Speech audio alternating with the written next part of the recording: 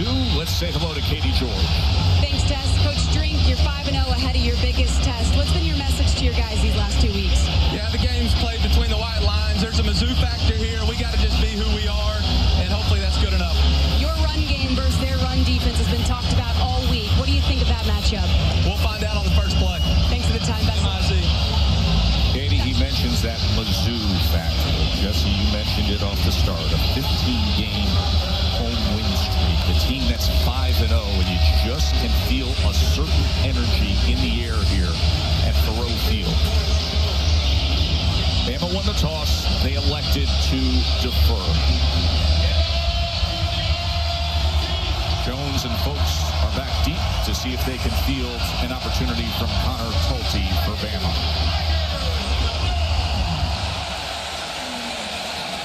And this will be returned by Fultz as he weaves his way out towards the 22-yard line. And that'll give us the opportunity, Jesse, to take a look at Bo Prabula, who started his career as a Pennsylvania native at Penn State. Yeah, and probably one of the bigger surprises in the SEC this year. He's been tremendous at the quarterback spot for Missouri. Very, very accurate. He's playing very poised. He's a good athlete that can keep defenses honest. Now, we know Missouri running the football, that's their identity, but you just got to get the feeling, Joe, win a game like this, Bo Prabula's going to have to do some really good things with his arm as well. Second in the country in completion percentage at nearly 76%. Of course, the guy behind him is one of the best there is. Here is Ahmad Hardy, as he is the country's leading rusher. The impact players are brought to you by Fairfield by Marriott. Well, no surprise there. Coach Drink just told Katie we'll find out on the first play, and it was a run right to Hardy. He is so physical. Kevin Coleman's a weapon at receiver. Justin Jefferson, a tackling machine for Bama. Bray Hubbard getting tons of turnovers. Prabula straight ahead, just slashing through the middle of that Alabama defense. It's a first down Mizzou. And that's a designed run that time. It's a quarterback draw. He's got Ahmad Hardy out in front getting a block. They run the ball in different ways. It's not just Ahmad Hardy. You're going to see some Jamal Roberts running back as well, but Bo Prabula and his legs, big factor in this offense as well. 12-yard run by Prabula. Play action. Prabula's going to tuck and run. Katie, what do we know about the offensive line situation for Mizzou? Well, Tess, left tackle Caden Green is back today after missing the last 2 games. Green had a meniscus repair prior to Week 4's game against South Carolina. His meniscus has recovered well, but he's been dealing with turf toe too. But I'm told he's in a good place physically ahead of today's game, guys. That's a big return. Yeah, that's a big deal, Katie, because he's their best pass protector. Outside to the left, he's lined up against LT Overton, the best D lineman for Alabama, so a huge boost. Their O-line play right over here, this matchup, getting big number 70 back. See him opposite big number 22 as Hardy tries to take it off right tackle, and he does so and scoots out of bounds at midfield. It's another first down for the Tigers. Well, this is the superpower of Ahmad Hardy, his ability to break tackles. If you don't wrap your arms around his legs, he is not going down. He has unbelievable contact balance, leads the nation having forced 48 missed tackles this year. Alabama's defense, man, they've got their work cut out for them. And keep it on the ground with Prabula as a good read, and look at Bo Prabula as he cuts back in for extra yardage. Well, you're seeing the effect that Ahmad Hardy's success is already having on this defense because they're faking a run right up the middle here, and both of these defenders, they hesitate, and that allows Prabula to get outside. He had Norfleet, the tight end, to help seal back on Bray Hubbard, and there's the athleticism and the open field running ability that Prabula has. I don't know that he didn't step out of bounds there for a moment when he cut back in with that right foot. It goes for a 23-yard run, but he was very close to that sideline. Now they get the snap off. Play actions, but nothing but runs until this. Their big, talented tight end, Brett Norfleet. You can't do better than that. MIC.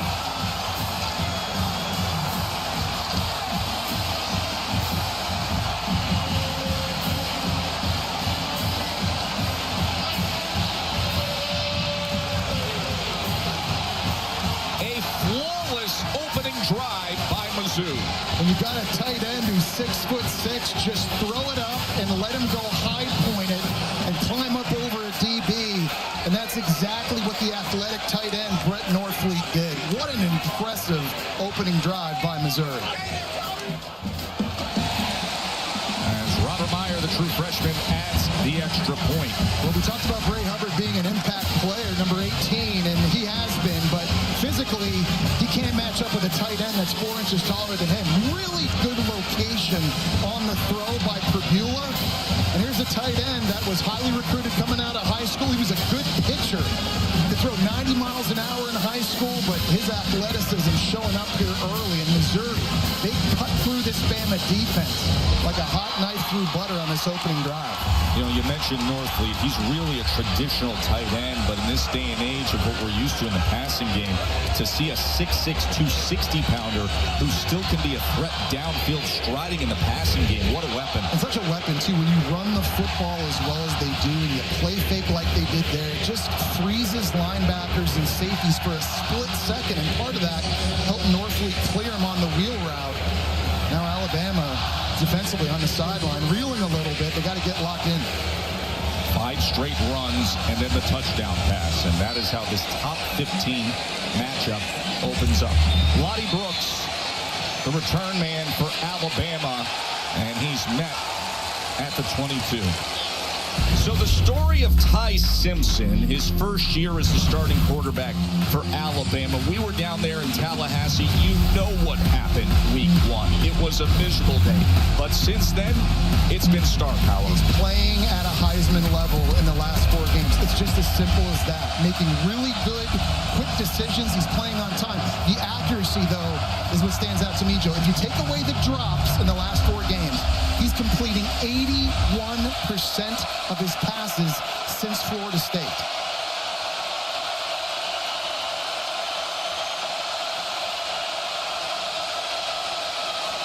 Nice to have Jam Miller back healthy at running back, but good swarm up front. Sterling Webb down the line for the tackle from Mizzou. I think the best individual matchup in this game is the outstanding left tackle, Caden Proctor from Alabama, probably a top 10 pick in next year's draft, going up against Zion Young, the Michigan State transfer. He's the best pass rusher for Missouri. You're going to see him line up all over the field, but when these two guys go toe-to-toe, that's a matchup we're going to see in the future on Sundays as well. I was just talking to an NFL scout about 15 minutes ago. It's exactly what he was saying as well. The scouts who are here are drooling over that matchup. Quickly into space, but blown up immediately is Jeremy Bernard. What a heck of a play as this defense is firing off. Dalen Carnell with the tackle for loss, and a flag is down.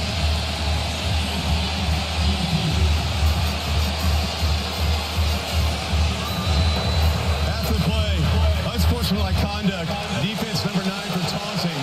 The 15-yard penalties enforced from the dead ball spot includes an automatic first down. Well, that's Zion Young. That's who we just pointed out as an impact player in this one. And obviously Missouri defensively here very, very fired up early. You see he just kind of stands over top of the Bama receiver, and that's what gets the flag. That would have set up 3rd and long, and because of that penalty now, the sticks moves for Alabama. You see Jeremy Bernard laying on the ground. Here comes big number 9. He's got to know better than that. It would have been 3rd and 15. Instead, it's first down, Alabama.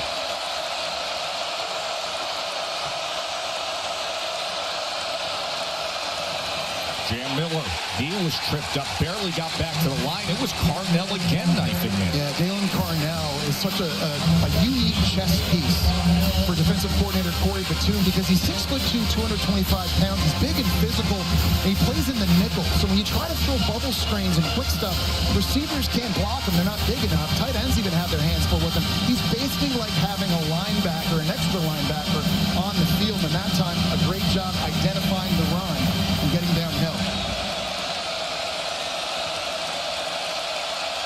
Only positive yardage for Bama so far was that penalty.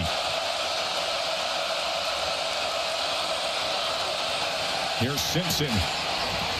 As he goes underneath to Miller, who was wrapped up immediately after a gain of just a couple of yards that time by Newsom. So we got a third down in an obvious passing situation, and this is where Missouri is going to move Zion Young around. He could be outside. They might line him up on the inside. With this crowd noise, Joe, it's now going to become a factor.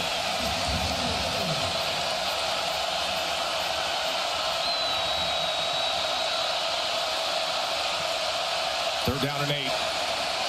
Simpson steps up and gets a complete pass midfield for a first down to Brooks, the true freshman. Nice job by Lottie Brooks. He actually had to jump up over top of a DB and make this play. You see the pressure coming from Young. He was lined up to the right that time. Simpson does a good job just stepping up, and defender had his back turned to the football. He never saw it thrown, and the true freshman makes a big play on third down.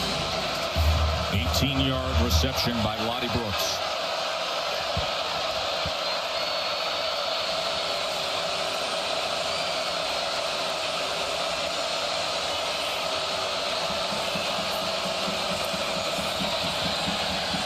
Simpson on the boot with a blocker in front, and Simpson will stride out close to that line to gain, maybe a yard short where he stepped out. I think the mobility of Ty Simpson in this one is really, really big, too. We talked about Perdue and what he can do. It's not so much on designed runs in this game, I think, for Simpson, but being able to extend plays when things break down. Missouri as a defense is getting pressure on 50% of their opponent dropbacks this season.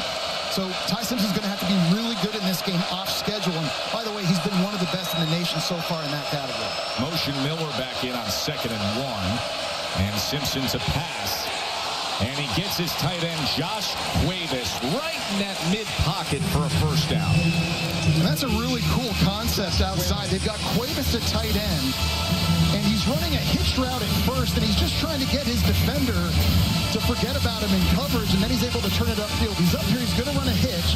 This defender's going to back up, and then that allows Cuevas to get down the field. Really nice play design in the pass game by Ryan Grubb. And what looked like a struggling drive early, then the penalty saved them. All of a sudden is Bama now on their 8th play and 60 yards. There's pressure in that C gap. Simpson downfield, and it's overthrown and nearly intercepted. Lottie Brooks was the closest man, but Stephen Hall was there defensively. Well, there were 2 free rushers that time running right at Ty Simpson. He had to get rid of that football, and very lucky Stephen Hall, the transfer from Washington State, wasn't able to pick that off in the end zone.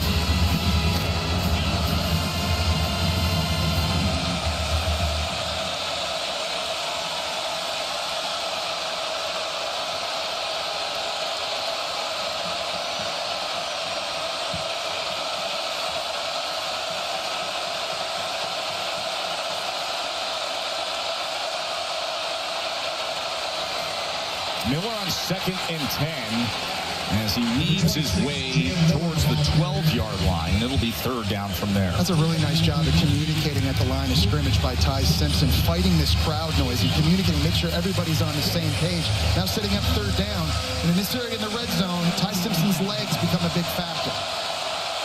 3rd and 5. Simpson. Flag is down as he connects with Horton on the in-cut route. They knew he had a free play. Zion Young jumped offside, so he's going to rip that over to Horton quick.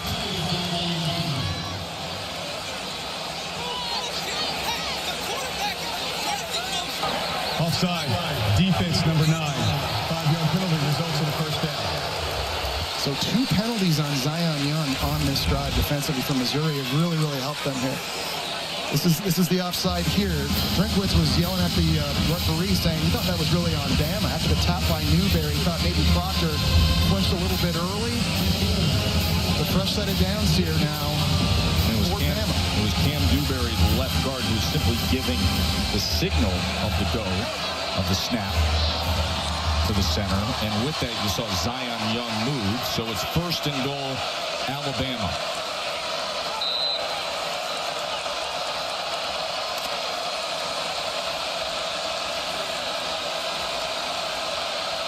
Play of Alabama's opening drive. 1st and goal.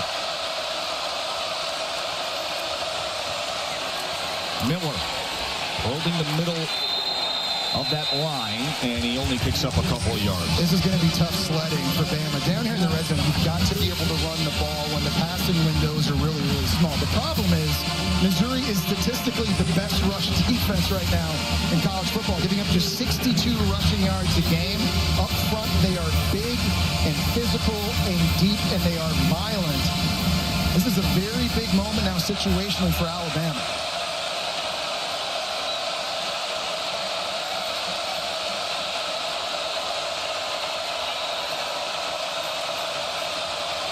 Simpson on second goal. And Riley takes it across the line for a touchdown reception. Been really impressed with Kevin Riley, this redshirt freshman. He's been a change of pace back, but one thing he's great in doing is catching the football. He's lined up here. He's going to fake like he's running the flat and then cross defenders the faces for that angle route.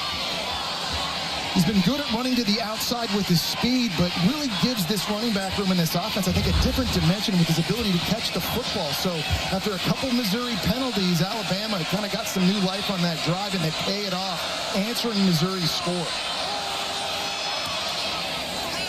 Extra point by Tulty, and Bama is now 24 out of 25 in the red zone this season with 18 touchdowns. And with that, we are all tied up 7-7 here at Mizzou. So this is what Perot Field at Memorial Stadium's north end zone is eventually going to look like. The historic Rock M is going to be surrounded by premium suites and this amazing concourse. For right now, it's a big old construction site as we play this top 15 matchup. But that is going to be something special, and it'll be great to have the Rock M back. I like that they're keeping that. They're keeping the tradition here. So, Jesse, Missouri's first drive, they never even faced a third down. No, they started running the ball very, very well. It was Ahmad Hardy here breaking a tackle from L.T. Overton. They ran for 52 yards. A big chunk of it came on this play here by Bo Perdue. And then a beautiful throw to the tight end, Northfleet down the sideline. Capped it off. It's going to be really important, I think, on this drive. Alabama has got to get more physical up front. They have to try and find a way to slow down this rushing attack of Missouri. Of course, Alabama answered with a long drive of their own, went 11 plays. That was capped by the Kevin Riley touchdown reception. Here's the nation's leading rusher, Ahmad Hardy. And that is the bread and butter run play for Missouri. It's the outside zone. The old linemen, they all take wide pass. Watch the center get way out here. And they're all just trying to get in the way of somebody and just lean on people. And then Hardy can just sort of pick his hole. And when he sees a crease or he sees a cutback, he hits it. They run that play over and over and over. And this is a really good offensive line that feels that zone so well. And these running backs do a great job pressing the hole and being patient. Second down run by Hardy as he tries to find some room out across the 30-yard line. Bray Hubbard with the tackle. And eventually, Jesse, I assume it's going to take somebody on that Alabama front to really penetrate vertically to blow things up against it. You need to cut it off and try to slow the momentum down. And here's a situation on third down, too. Where can Bama find the pass rush, right? They only have 6 sacks this year, second fewest in the SEC. And as a result, Kane Womack, the D coordinator, has had to be blitzing a little bit more to try to simulate pressure. They want to hit Perdue. This is Mizzou's first third down they have faced so far today. Perdue, he is backed up, and then he's going to launch it downfield, but it's far beyond Johnson. Well, it was a really nice job that time of the middle linebacker, Justin Jefferson. He sees the incoming drag route and then passes it off to Deshaun Jones. I think that's initially, Jefferson's right here in the middle. That's initially, I think, where Perdue wanted to go with the football. He hunts it up, and then he passes it off to Jones, takes the rhythm away. A little bit of pressure forces Perdue outside, and it falls incomplete. Nice job of recognizing the route concept in the back end from Justin Jefferson, who had a huge game a week ago against Vanderbilt. So Connor Wesselman on for his first punt of the afternoon. Cole Adams, the reliable return man with the fair catch at about the 32. The SEC's passing leader in yards, Ty Simpson, back out there for Alabama when we return. Ty Simpson, you see out here the second drive of the game. He threw an interception early last week. Yeah. Went for 340 yards and 2 touchdowns. Settled in, got to business, and grew into it as he has done all season long.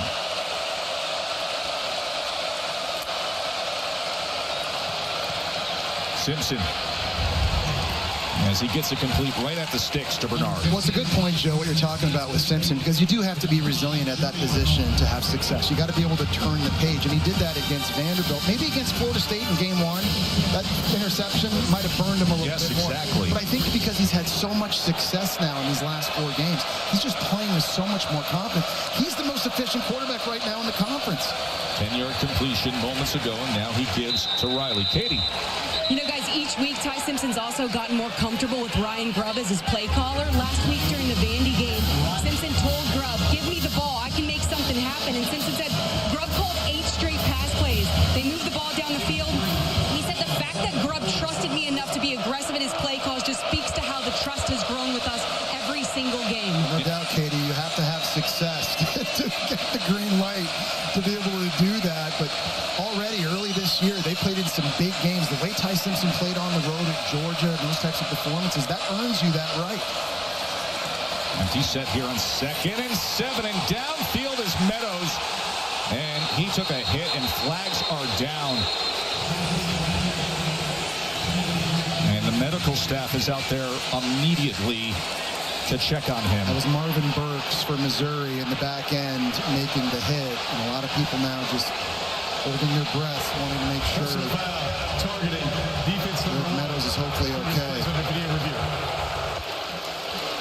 So obviously great concern here for Derek Meadows, the Alabama receiver. We'll take a short break. Moments ago, this is what happened on the field as Derek Meadows, the tall freshman receiver for Alabama, took that massive hit from Marvin Burks, who's been ejected from the game for targeting. Katie? Yeah, Tess, Jeff Allen, the head athletic trainer for Alabama, got to Meadows immediately while he was face down on the field. They stabilized his neck, rolled him over onto his back. Once they stabilized the neck when he was face up, they started testing his mobility and movement of his hands and his legs. He was able to move both, and they walked off the field on his own power. 6'5" freshman from Bishop Gorman in Las Vegas. Ty Simpson gets it in space to Horton. The 15, Ty Simpson.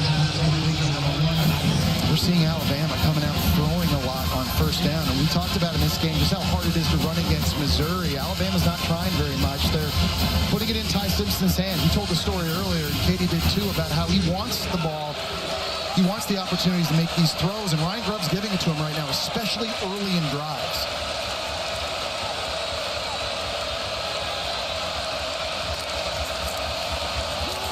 Riley on 2nd and 3 as Kevin Riley continues to have himself a good season backing up Jam Miller. That's the change of pace that I think he brings this running back room. Bama's got a bunch of guys that are big and physical, but Riley's got some burst to him. Only 190 pounds, but his job being patient. Once he sees the crease, he just hits it. You see Miller comes back into the game. He had 136 yards and a touchdown a week ago against Vanderbilt.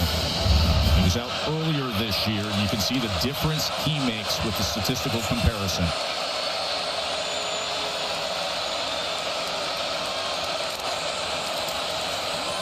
First down with blockers in front as Jam Miller able to have a burst up the sideline.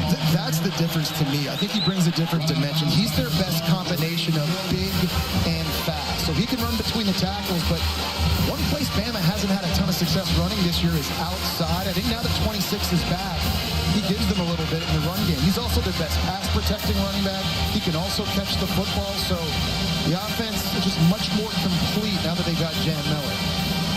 They're going to mark him out about a football length short of that line to gain, so it's 2nd and 1.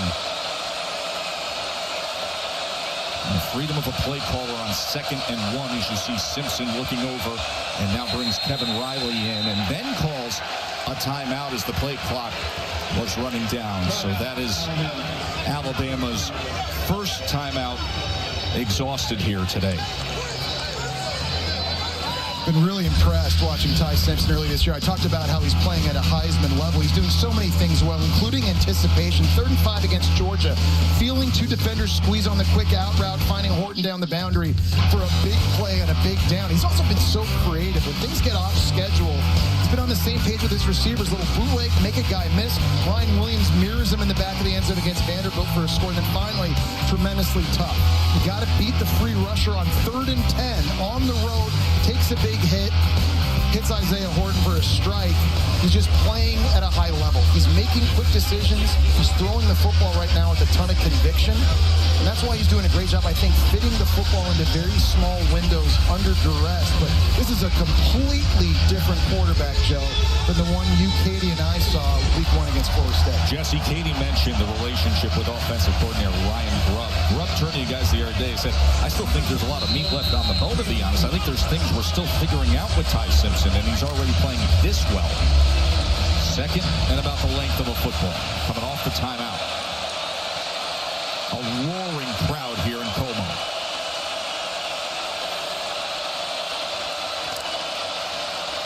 Riley motions back in, and he gets the handoff.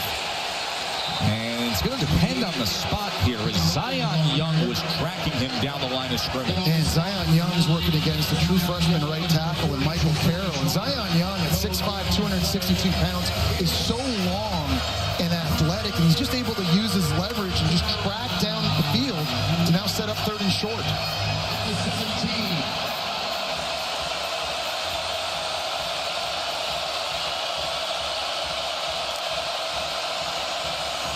And we're on 3rd down, and that'll move the chains for the Crimson Tide. Well, just having his physicality, right? 221 pounds to get low, drive the legs, drive the pile, and pick up that first. It's a big win.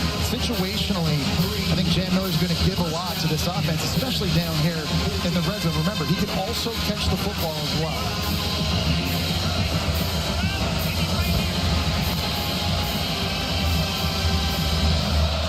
Precious last few yards of real estate you see there from behind the defense. 1st down, Alabama from the 14.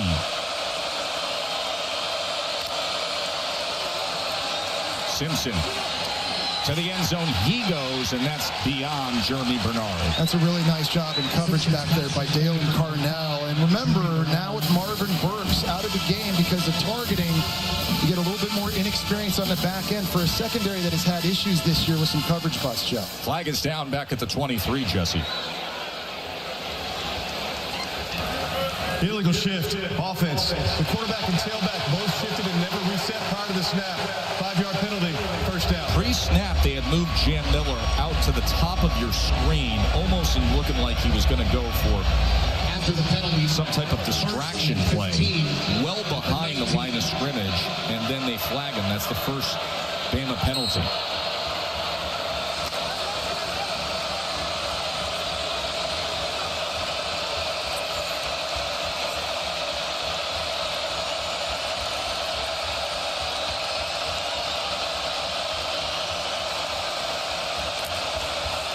Simpson on 1st and 15 as he checks down to Miller. So now setting up another big 3rd down here. And Missouri's defense wants to force the field goal, obviously. They've got to find a way to affect Ty Simpson. They're on this play. They've got to be able to get upfield, and they've got to be able to get after him. It's 2nd and 12, actually. With this D-line, they've got one-on-ones to win up front against an Alabama O-line that is playing with some inexperienced players, some younger players on the offensive line. Coming to the end of an intense 1st quarter. Top 15 matchup here in Como. First time that's happened since the 70s. Norfleet had the touchdown. Riley had a touchdown for the Tide. SEC and ABC presented by Star. Opening drive, what have you liked about the response from your team on both sides of the ball? Yeah, exactly that. The offense doing their job, putting a good drive together, using some clock. I really feel like they settled in, and then the defense getting out there and getting a quick 3 and out. We appreciate the time. And note the black hoodie. We'll get into that in just a little bit. Start of the 2nd quarter, 2nd down. Simpson incomplete, looking for Ryan Williams. Here comes 3rd and long. Black hoodie for the board, you know. The black hoodie laugh, but this has become a thing down in T-Town, and Tuscaloosa, the legend of the black hoodie, Jesse. Look at the record. He's like the Emperor in Star Wars. You just got to leave that thing on. Record's so much better for Alabama. And you know, football, you know, like in this sport, everybody is just a creature of habit. Everybody's superstitious. He's got it on today.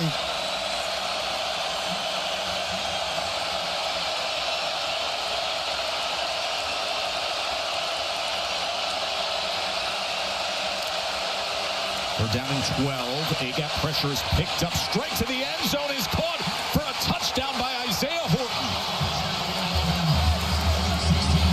A 16-yard touchdown strike, Simpson to Horton. And that was a fantastic job by Ty Simpson, freezing this free safety with his eyes, just keeping him in the middle of the field, right here. He's got to hold him so that up top, Horton in motion, going to be running the post into the back of the end zone.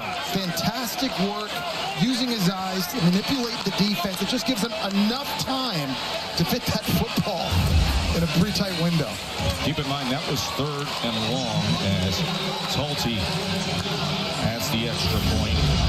And they are 3 for 3 on 3rd down. Well, Isaiah Horton was a bit slow getting going early this year, first 2 games, but they've got him rolling now. At 6'4", big physical receiver, transfer out of Miami on these in-breaking routes, can use that frame.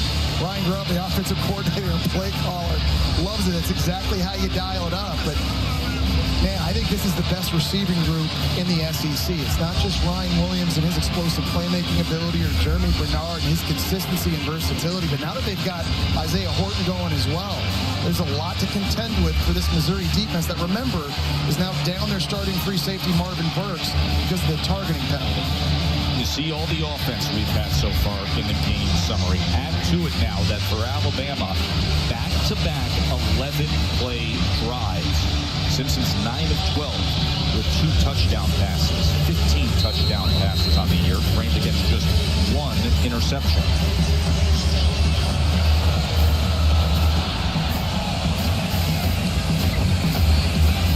As the sun peeks out here, and Demarion Folks takes the return and is met at the 20. Of course, Eli Drinkwitz has had a lot of success here at Mizzou in recent years, since past 2.5 years, 26-5. But Jesse, it has been moments like this, the step-up moments, specifically last year, A&M and Alabama, have gone south. Well, and we talked to him this week and asked him about that. What's the message based on some of those results in the past? Is there a rah-rah speech? Is this about revenge? He said no. It's what he told Katie at the start of the game. We've got a Mizzou factor. We've just got to do what we do. We believe that we have the horses to win this football game. We can be physical, and that's what they've got to do now, Joe. They got to get back to running the football and getting Hardy going. Ahmad Hardy doesn't have the size, but does he ever have the physicality and drive? Nation's leading rusher is forced out of bounds after a yard and change. And with the schedule they've played and the results they've had this year, they're top 5 in the country in total offense and total defense to this point. They've been playing really good complementary football, but no question, this is easily the toughest test they've had this season. 2nd and 9 for Beulah. He is pressured, but somehow he kept his footing and will get positive yardage out of it. Well, that time, Kane Womack, the D coordinator from Alabama, dialed up the safety blitz. It was Keon Sabb that originally got to Beulah, but he was able to keep it alive. Pressure's coming right here. Keon Sabb has had a lot of success with pressures, but for Beulah, great job just staying poised, using that speed to get to the outside, close to a first down. Incredible that he ended up getting just over 8 yards the way that play developed. And now it's a 3rd and 1 as you see big LT Overton looking over at Beulah.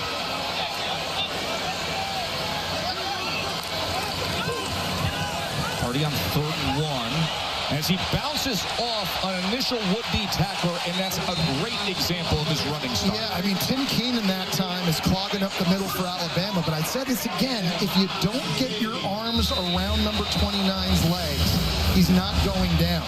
You'll see him just run right up the middle, it bounces off of Keenan right there in his own lineman, and he just keeps chugging and moving forward.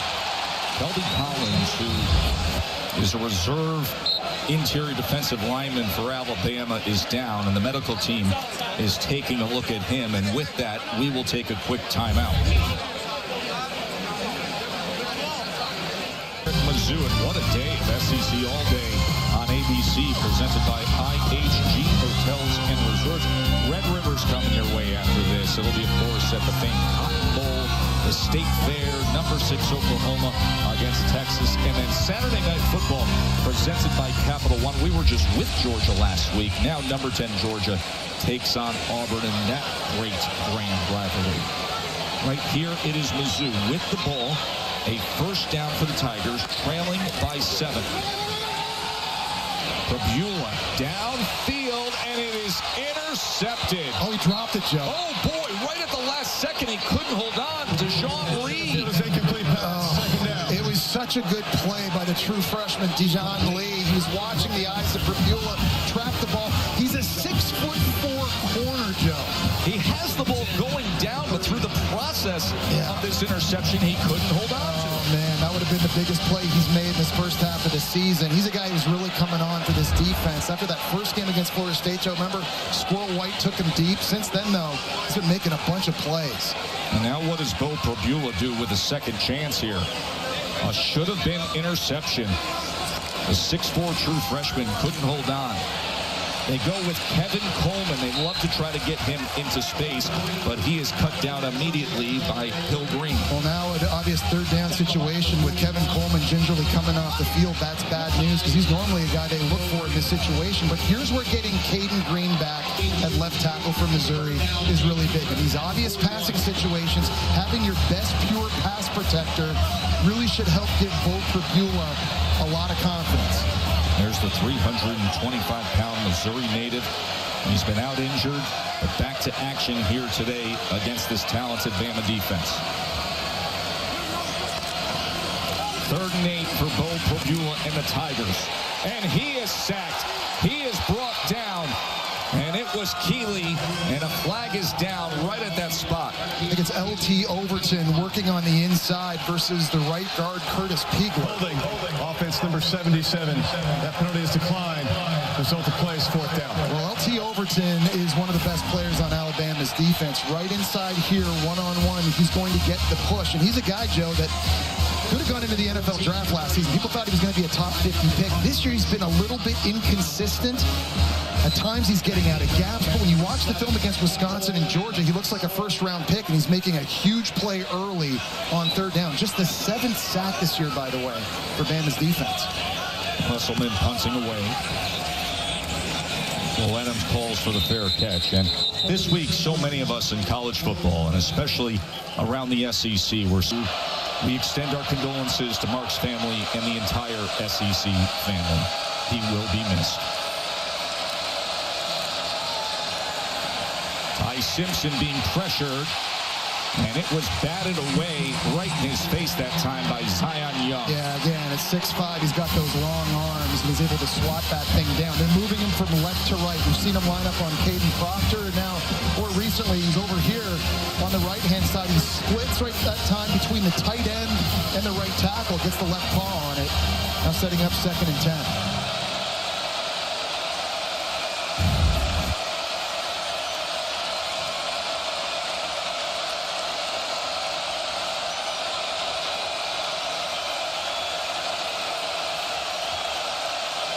Play clock counting down as Simpson checks the protection at the line. Miller, as he lowers the shoulder and is across the 35-yard line. So the first couple drives for Alabama, Jesse, we know how Ty Simpson was able to manage things. Well, and also respond to Missouri's touchdown drive right out of the gate. Ty Simpson's carving him up throwing the football because Missouri's not getting enough pressure on him. You've got to do a better job affecting him with a pass rush. They've been perfect on 3rd down. This is a 3rd and 4.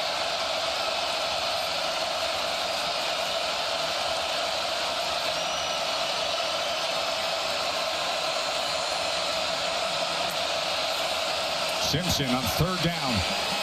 Steps up in the pocket. Now he's going to tuck and run and have the first down and a heck of a lot more as he gets up and defended past midfield by Catalan. Well, that time, Missouri, they just got out of their pass rush lanes. Really bad discipline, and there was a giant gap right up the middle for Ty Simpson to get through. First off, great job handling the crowd noise, changing the play, changing the protection, getting guys lined up, and showing you the poise. And then a really good decision here. You'll see the pass rush. Everybody's outside. I mean, you could drive a truck through that. Ty Simpson takes off. Mobility, I think, still a little bit underrated for Ty Simpson. He's not the dynamic runner that Jalen Miller was a year ago, but he can still hurt you. That was his longest run of the season at 20 yards. Jam Miller struggling to get back to the line of scrimmage and then falls forward for a yard. And I think the thing NFL scouts are going to love about Ty Simpson is the poise. We talk about that, right? You saw it at Georgia a few weeks ago.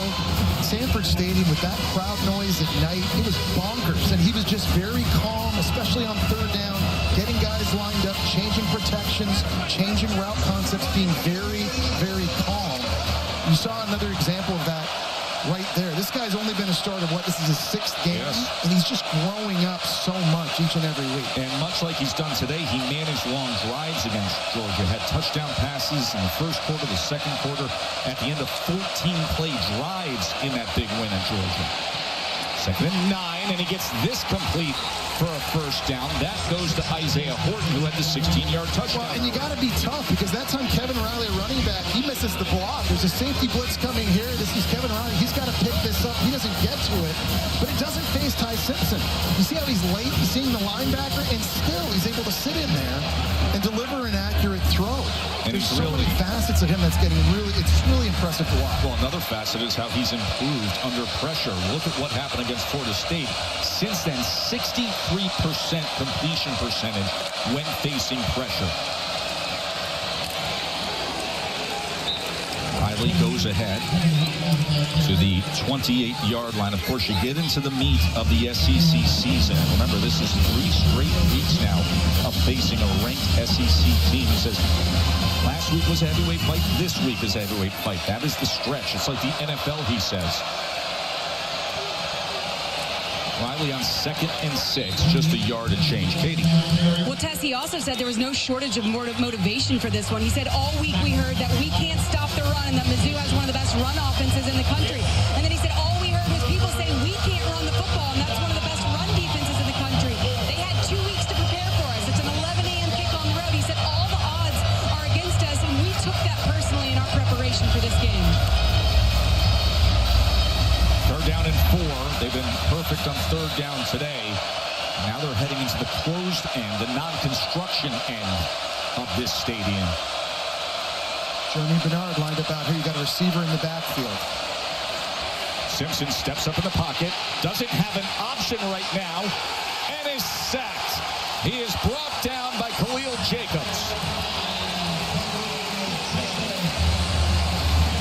Well, Zion Young, one of our impact players, he really ends up making this play. He didn't get the sack, but he was able to force him off his mark. Working against the right tackle, it's a true freshman in Michael Carroll trying to block him. He's just got his hands full. You see there, Young able to fight him off. He doesn't bring Simpson down, but it slowed him down for an instant to get Khalil Jacobs there. 47-yard attempt for Connor Talty. He's 2 for 5 from beyond 40. That is where he struggled this year. This from 47. And that helps the cause as Talty puts it through. 10-point lead for Alabama. Mizzou has the weaponry to answer, like Ahmad Hardy, the leading rusher in the country, back on offense when we return. Well, during the last Missouri drive, wide receiver Kevin Coleman limped off the field and fell down to the ground in the team box holding his right ankle. He spent a lot of time in the injury tent. He came out, he's tried to run in the team box. He spent some time on the bike. But guys, he is one of the most dynamic offensive players on this Mizzou team. I'll keep you posted if he tries to run back in here for this drive. Yeah, that's a big deal, Katie, because he is the most explosive player I think they have on offense. They use him a lot the same way they used to use Luther Burden. Jet sweeps and reverses, to line him up at running back, just trying to get him touches to use that speed and explosiveness in space. But if he's not able to go, it puts so much more reliance now on the running game. He had 12 targets and 12 catches for 108 yards in their last game. Tomorrow on Sunday, NFL Countdown. Patrick Mahomes, Andy Reid, Travis Kelce go all access with Jason Kelce. Baker Mayfield swagger being redefined. It all starts at 10 a.m. Eastern on ESPN. And then Katie's got to get to work because it's a double dip of Monday Night Football. 7 Eastern, it's Bills and Falcons. 8 p.m. on ABC, it's Bears and Commanders. Katie, you all set for the Falcons? As long as I can make my 5:25 p.m. flight up St. Louis. Well, somebody's looking at the clock. Ahmad Hardy goes ahead for 2 yards. Well, they're trying that right side, and this year, that's where Ahmad Hardy has had the most success running the football. He's averaging 9.4 yards per carry when they go outside the tackles. We talked about the outside zone being the bread and butter, and right now, that's where Missouri are trying to get it going. They're trying to reestablish a rhythm. On that first drive, looked so good. They just haven't looked the same since.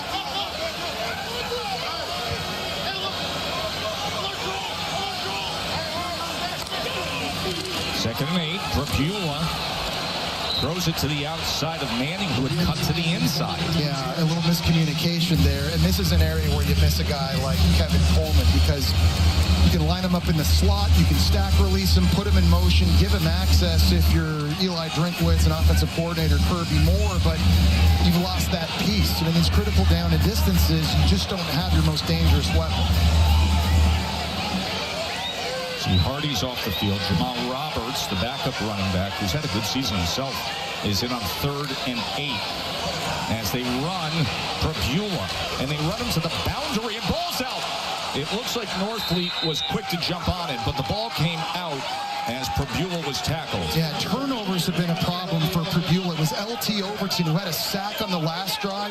He forces the fumble that time there. Great job rallying the ball and knocking it free. Prabula's got to be careful because he's had 3 picks. He's put it on the ground twice against Kansas. One of those fumbles got returned for a score. But LT Overton right now is dominating up front, never quit on the play.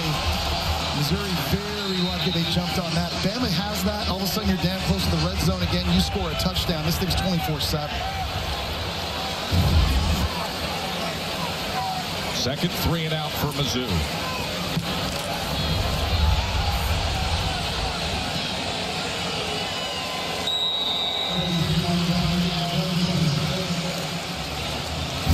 Let's show you how things got started earlier today as Mizzou came out, and it was a well-managed 6-play drive that was all runs until Northfleet, and then Bama responded beautifully. Yeah, they really did. A little touchdown pass here to Kevin Riley, and then Prabula working the boundary. We saw this touchdown pass. That was on the opening drive against Northfleet at tight end, and then Ty Simpson came back down and then threw a touchdown to Isaiah Horton on a beautiful throw on the post. So a little bit of back and forth, but you feel like the momentum here certainly on Alabama's side.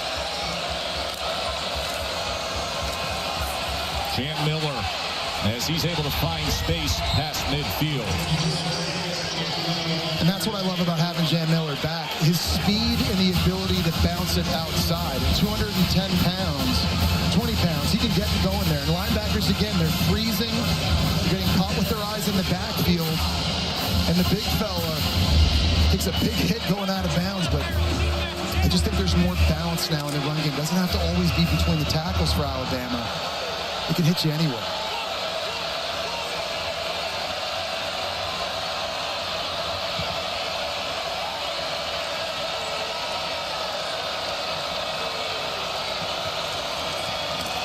Miller again is going to get to work.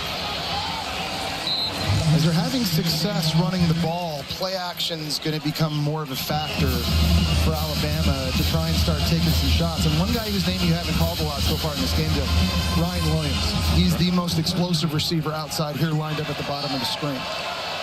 He's been targeted 1 time, doesn't have a catch. Here's 2nd and 4. Simpson. He threw it to the inside of the intended target, Lottie Brooks. Well, I think the one position where Bama has its biggest advantage in this game is their receivers versus the secondary from Missouri. I already talked about how I think Bama has the best group in the conference. Missouri, the numbers say they're a good pass defense. They're giving up just 141 yards a game. But in games against Kansas and games against South Carolina, they had a lot of busts in the back end, and they were lucky Jalen Daniels and Lenore Sellers missed a could have lost those games. You got to take advantage of these guys outside if you're Simpson. 3rd down and 4. Simpson is sacked. Boy, oh boy, did Damon Wilson come up big just when they needed it most. Well, they tried to chip him at first with Caleb Edwards, and that didn't work. And then Wilkins Formby missed. This time out here, the Georgia transfer beats 2 guys. Damon Wilson burst on the scene with 2 sacks in their opening game against Central Arkansas. He makes a huge play there on 3rd down.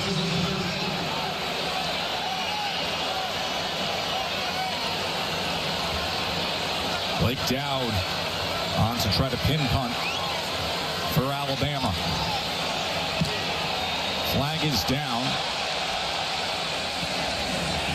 as this punt harmlessly goes out at the 22-yard line. 6-yard punt, long return.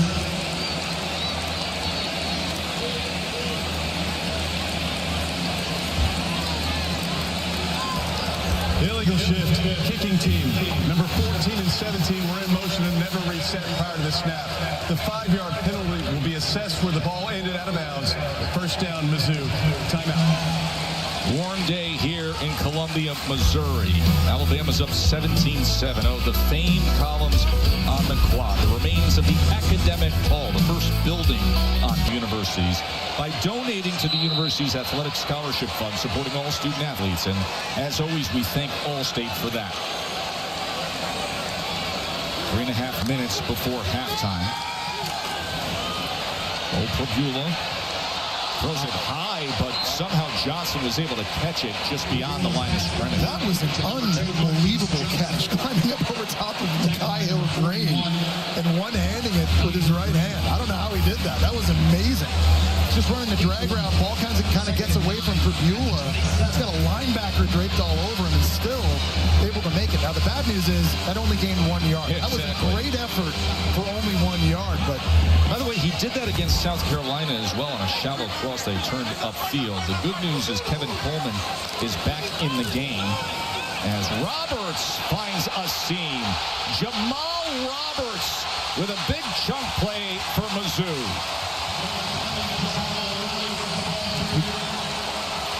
And Alabama just doesn't get this fit properly. And I think Justin Jefferson was out of a gap. Watch number 10 right here. This is going to stretch this way. He's got to get over the guard and get into this gap. He kind of got caught up in the middle and ended up being an explosive run. And that's been a problem for Alabama this year, Joe. They're getting about 9 runs of 20 or more yards coming into this one. And oftentimes it's not the D-line.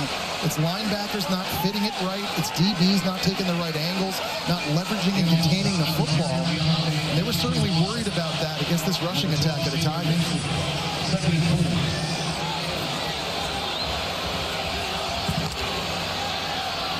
And we've reached the 2-minute timeout.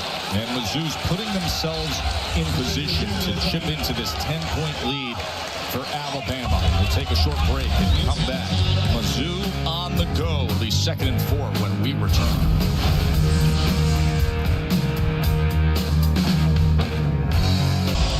Well, we have a real treat for you this afternoon. The State Farm halftime report will be live from the field with the incredible Laura Rutledge. Hi, it's so good to see you. I feel like I was photobombing you. I'm sorry about that. I was trying to hide you. It was kind of a reveal. What do you have on deck for us? We're so excited to talk about this game, how Missouri can get back in it, and also the Red River rivalry. We're going to see if John Mateer is warming up, the Oklahoma quarterback, as well as some comments on Arch Manning. We appreciate you. Thanks so much, Tess.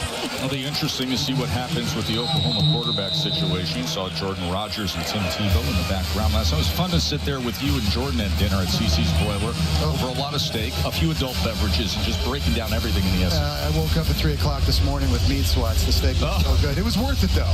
It was worth it. So Jordan and Tim standing by for the halftime report. All right, Laura mentioned it. Of course, all eyes will be on the Cotton Bowl. Listen, that's just one of the grand traditions in the sport. All my years of broadcasting, I've had the honor of calling that game a few times. Just the scene alone, there's nothing like it. There is great concern, of course, with Texas. Everybody points to Arch Manning, but that offensive line, you brought it up time and again. Big-time problems in pass protection right now. I was actually really impressed. I went back and watched their game losing at Florida last week, and I thought Arch Manning battled in that game. He was getting hit over and over and over again. Sacked 6 times. Florida brought the blitzes, brought the pressures. You know that Brent Venables, defensive play caller and head coach at Oklahoma, saw that. They're going to get after Arch Manning again in this one. But I thought he showed great toughness, staying in the pocket, and delivered some big-time shots. He's got to do it again today. Here's 3rd and 3. Hardy. He bounces off and tries to cut back to the right side. Ball came out. Alabama players have jumped on it, but let's see what the officials say. Wow. That time it was Yanze Pierre chasing him down. Zabian Brown is the one that looks like he was able to knock it out. Is he out of bounds? And I don't know if that was recovered. It's a forward fumble out of bounds. By rules, return to the spot of the fumble. Result of play leads to 4th down. Okay, so they're saying that it was not possessed inbound. There's a couple things you got to look at here. Number one, you got to make sure Alabama didn't possess it. I think it was Tim Keenan who jumped on it inbounds. The second thing, though, is that you're looking at the spot of where he fumbled. Did he reach the 1st down marker or not? I think there's 2 different things to look at here. That's definitely a fumble by Hardy. Here come Alabama players. There's Keenan jumping on it. Did he ever have possession? But look at his left hand. You can see him sliding with the ball and sort of snow plowing it out, big Tim Keenan. Let's bring in Matt Austin, our rules expert. Matt? Yeah, Joe, I agree with everything you just said. I do not think he possessed the ball. It did look like he was still trying to scoop it in as he was already on the white. So I think this should be, as they said, a fumble out of bounds. And Jesse, you're exactly right. Did he reach the 1st down marker before he fumbled the ball? They're going to look at that too. Their 3rd and final time out of the half. It's 30 seconds in left. And so now kind of a big moment, too, based on what the down and distance is going to be. If this is all going to get upheld here. 4th and 1, decision time for Eli Drinkwitz. Obviously, it's early. There's a lot of football to go. But with your running attack, with the nation's leading runner, Ahmad Hardy, who obviously just fumbled, would you stay on the field and go for it on 4th down and try and take advantage of this field position to score a touchdown, remembering Alabama's going to get the ball back first in the second half? One score here is big no matter what. You make it a one-possession game, whether it's a field goal or a touchdown, but how many opportunities are you going to get down in this area of the field? And with your running back, what are you going to do? Well, the offense is out there with Ahmad Hardy on 4th and 1. Missouri runs it more than any team in the SEC, and they have the leading rusher in the country. And I like this decision by Eli Drinkwitz here for that exact reason. You've got the guy in Ahmad Hardy. Put this on your own line. Put this on number 29. We're trying to score a touchdown before we go in at halftime.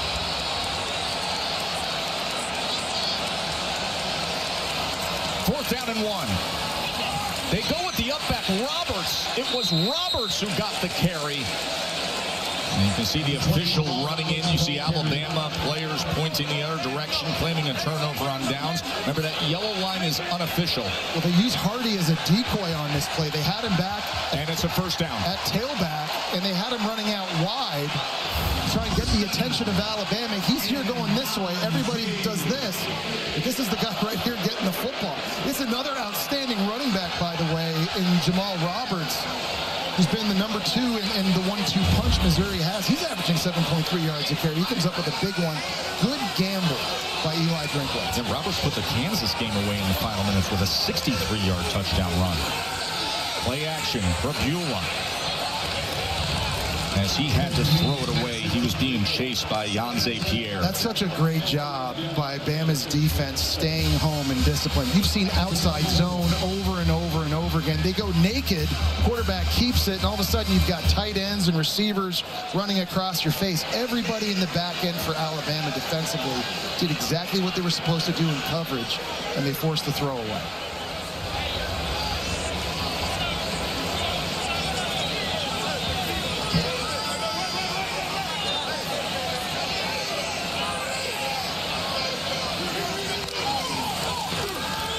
Buell's going to try to run it himself. And a flag is down at the 25-yard line as he makes his way to the 20, tackled by Lawson. They're going to get a hold on the left guard, Judice, that time. He just yanked the true freshman London Simmons jersey. Holding, offense number 56. 10-yard penalty, repeat 2nd down. Now all of a sudden Missouri is sort of wasting this with this penalty now. It moves them even further back, and I cannot overstate this enough. Not having Kevin Coleman on the field, your most explosive playmaker offensively, really hurts Missouri in this situation because he's the kind of guy that can just catch a little hitch. Is he out there now? He finally made the field. He went out into the field. I was just going to say, this is where you need to have your guy. He's up here in the slot. Rabula, as he connects underneath with Manning, and Manning tries to weave his way close to that line to gain. Okay, you got to call a timeout now. You've got all three in this situation.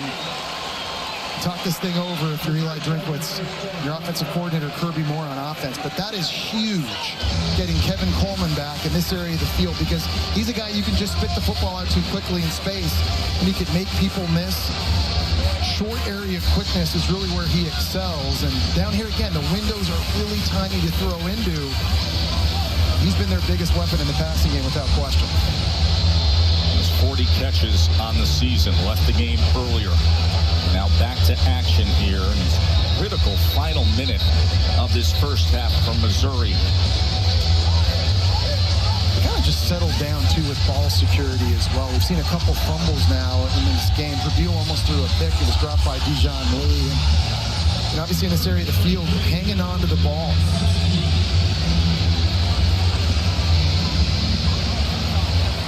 Third down and 3.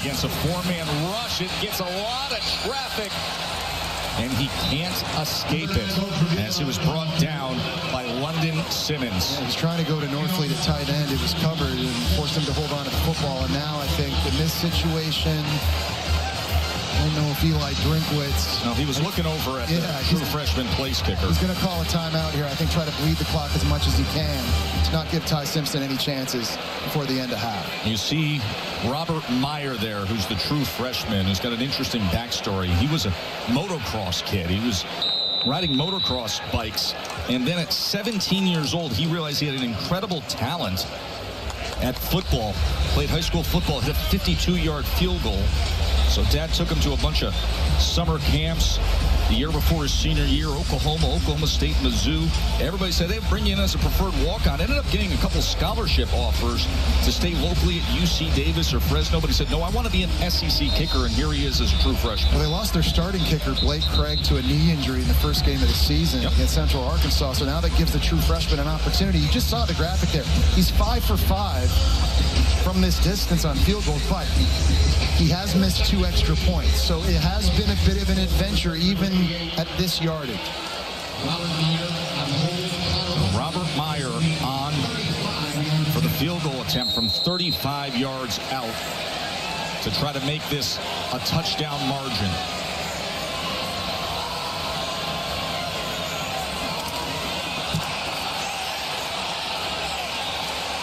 It may not have been pretty, but it's through.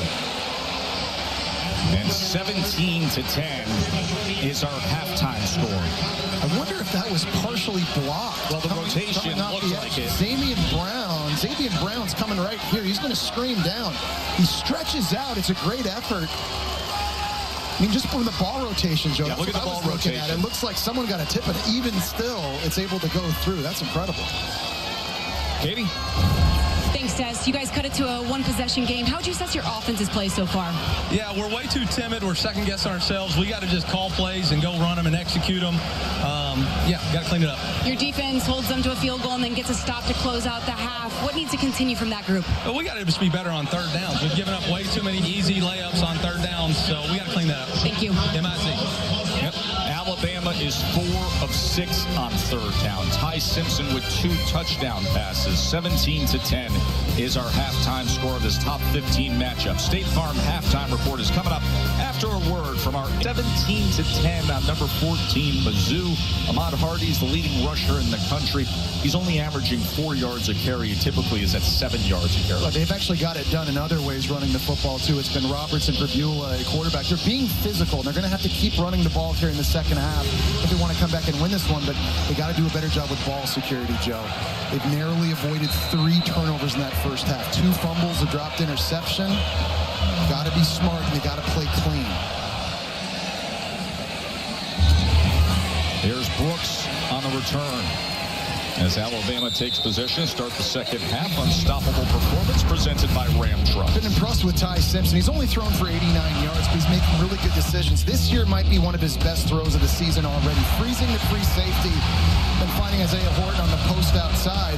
He's also been really tough with 3 rushers bearing down on him, delivering accurate balls. And then good decision-making on third down here. 3rd and 4, bad pass, low rush integrity in lanes. He's just able to take off, get upfield, and move the sticks. You got to like the mindset and just how good decisions Ty Simpson is making this one. He's definitely dialed in.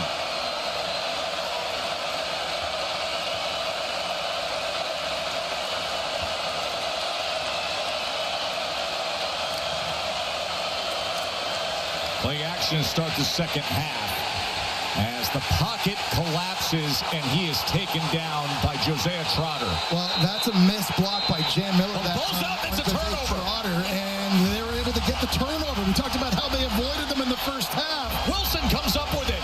That is fantastic. Trotter getting in on the pressure. He beats Jam Miller to get to Ty Simpson, force him up. Ty Simpson just ran into Caden Proctor.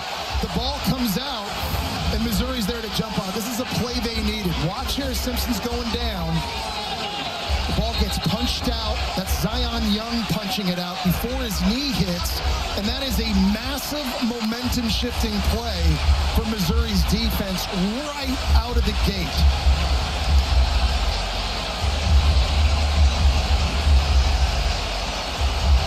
Zion Young forces it. Wilson recovers it. And on the first play of the second half, Mizzou is in business to potentially tie this game. And now the tough running of Ahmad Hardy. I'm telling you, Joe, his running style reminds me so much of Cam Scatterby. Just his contact balance and how he seeks out the contact, always keeps his legs moving, stays in bounds. And again, running to the outside, to the right, that's where he's been making most of his hay the first half of this season.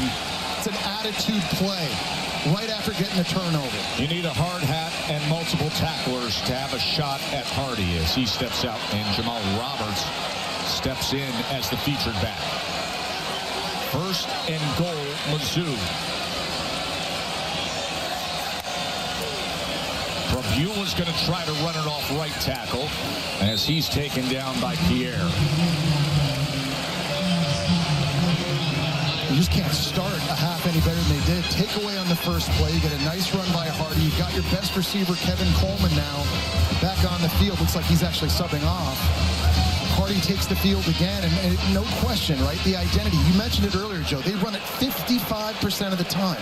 That's more than any other offense in the SEC, and this is where those attitude runs have got to show up for you.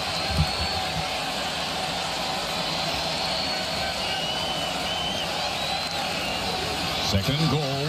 Purbuella's going to try to do it himself. He made a man miss and went right on in.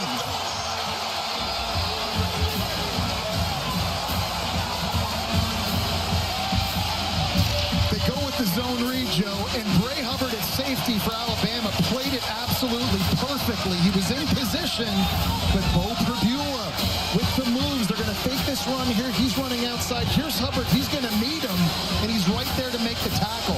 Hubbard has been the most valuable player on defense for Alabama in the first half of the season. Man, he gets shook right out of his cleats.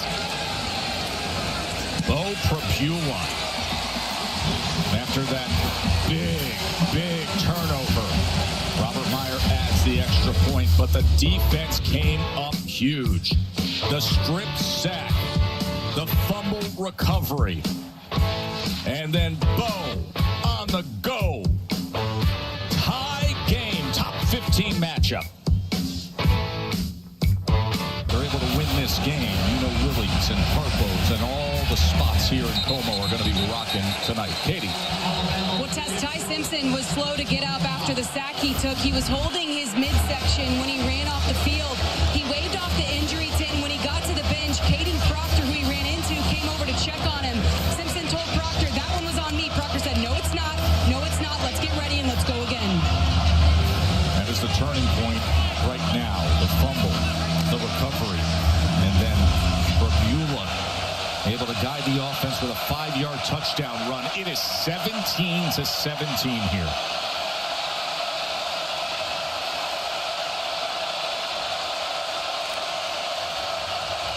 Simpson's a pass.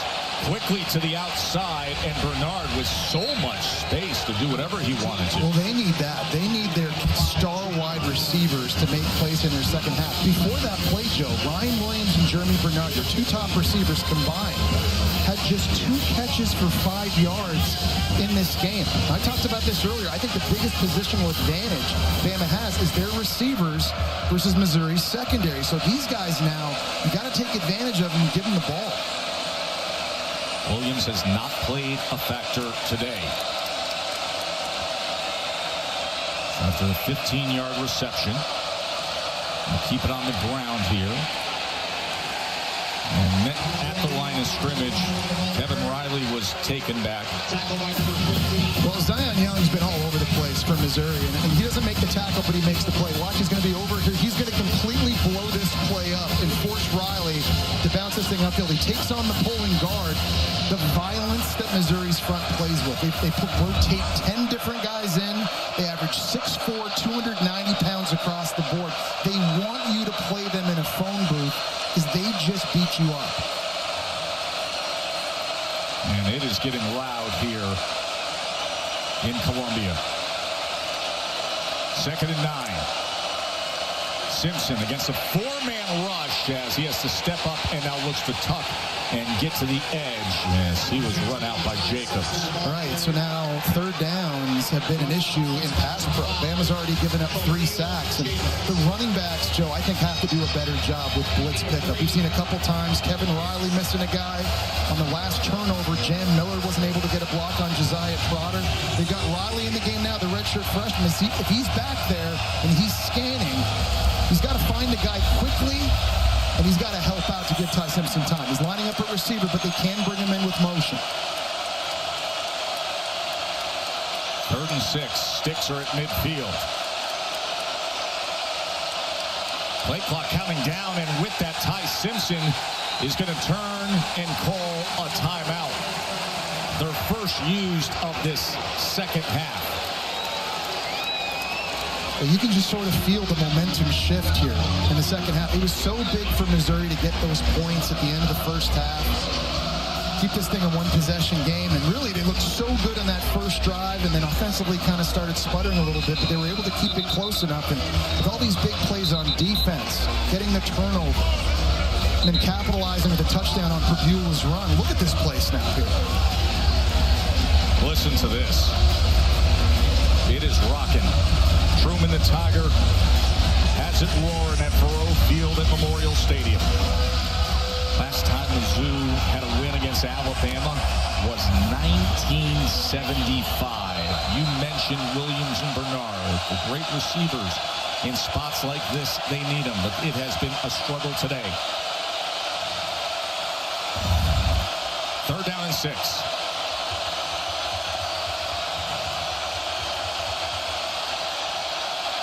Off the timeout, and Simpson still checking at the line. They bring a bit of pressure against Simpson. He escapes it for the moment. Can he run to the sticks? No. He is met and forced out by Jalen Catalon. Jalen Catalon is just a human missile. The transfer from UNLV has brought a physicality to this defense. When Simpson goes that way, he's just going to mirror him and get there. They brought the blitz and pressure. Kevin Riley got a piece of it. Flush Simpson to the outside, and then Catalon able to clean that up, force him out of bounds. It's his 4th stop in college football. He was a huge part of the Arkansas defense early in his career. Transferred to Texas, then out to UNLV to play for Barry Odom, who was his DC at the time at Arkansas. And now here starring for Mizzou as Coleman makes the fair catch near the 10-yard line. It is 17-17 in such a critical matchup of SEC contenders. ABC College Football, presented by Starbucks, is brought to you by Ram Trucks, official sponsor of the College Football Playoff. Nothing stops Ram. We often talk about teams finishing up the half, and if they get the ball to start the second half, how they can have those swing momentum moments. Well, Missouri created one, right? They had the field goal before halftime to cut it to 7. Then the sack, the fumble for Buell's touchdown run. And in a span of game time, Jesse, of 1:43, Mizzou scored 10 points to tie the game. Yeah, Joe, coaches oftentimes talk about last 4 minutes of the first half, first 4 minutes of the second half being a big determining factor in games. And Missouri right now, putting that to the test, they've looked outstanding in that period. Now Mizzou takes over. And the ball cresting near the 10-yard line. Hardy trying to get some solid work here as he is taken down after gaining just 1.5 yards by LT Overton. You know, it's an offense that has, I think, probably one of the better running back duos in the nation. It's not only Ahmad Hardy you got to deal with, but we've seen Jamal Roberts come in this game as well and get it done. And both guys are kind of similar. Oftentimes when you have committees, one guy's the speed guy, one guy's the power guy. Both Roberts and Hardy are kind of the same thing. Both very good in the zone scheme, the zone stretch, and both guys have been making plays today. Here's the quick game to Johnson, as Johnson will get upfield towards the 18-yard line. It'll be 3rd and short. And I like the play call because it's essentially an extension of a run play. You just spit it out to Johnson, quickly get positive yards, now setting up 3rd and short.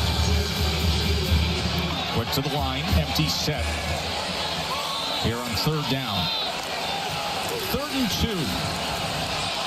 Incomplete. He could not connect with Norfleet. It was Bray Hubbard at safety. He was the guy that Bo Perdula made miss for the touchdown run, getting in and breaking up that play on the tight end. That's a stop this defense, I think, needed badly here after the punt. Forcing that 3 and out. Now giving an opportunity to Ty Simpson potentially to get this thing back close to midfield.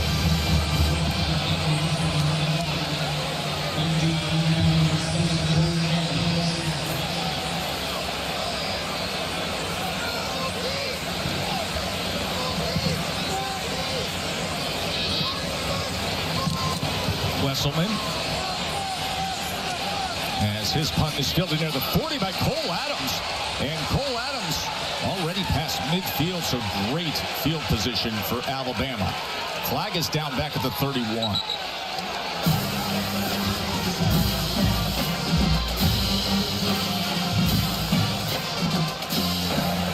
During the kick, holding 13 of the receiving team. The 10-yard penalty is enforced from the spot at the end of the kick. It'll be 1st down Alabama after enforcement. Well, this is a video here. That's Jamarcus Shepard. That's the wide receiver coach, and he is going off on his group of wide receivers, specifically the Miami transfer Isaiah Horton, not happy with his group during the break. Horton had the one big moment in the first half, the touchdown reception. But overall, if you're sizing up personnel and talent advantages coming into this game, you would point to the wide receiver room of Alabama against the DBs of Mizzou. And keep in mind, Marvin Burks, a defensive back, was ejected for targeting earlier in this game. You know it's going to be tough sledding running the ball against this front seven. They've actually done a pretty good job of that, but what makes this offense so explosive, Joe, it's the speed and the guys outside.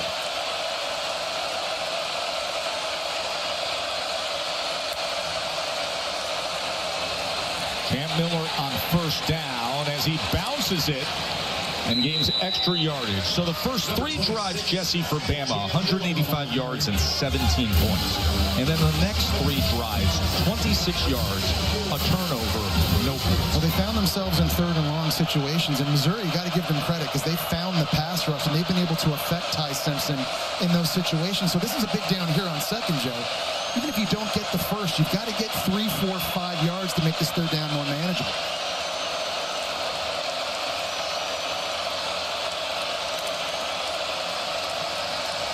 Simpson, as he goes underneath to Miller, and Miller lowers his shoulder out to the 44-yard line, 1st down. And I love that quick decision that time by Simpson because he's trying to hit Ryan Williams over here on the stick route. It's not going to be open. He knows he has this right here. And just watch, it goes so quick. Not open, fine, reset my feet. There's my running back, get north, move the sticks.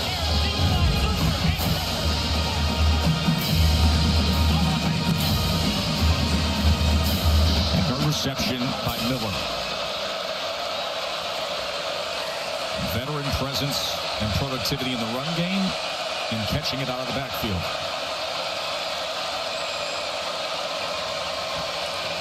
Play action. Simpson gets it to Brooks, and Brooks, who's going to be a really good one, already producing as a true freshman. Well, the fake that time to Jan Miller, it just froze a bunch of defenders for Missouri, and that allowed Lottie Brooks to get underneath. The fake this way gets all these guys going that way, and he's coming back underneath. The fake is just trying to freeze people so that Lottie Brooks can then get everyone outflanked, and that's just easy pitch and catch. We showed you Ryan Williams and Jeremy Bernard, but guys like Lottie Brooks looking to step up here.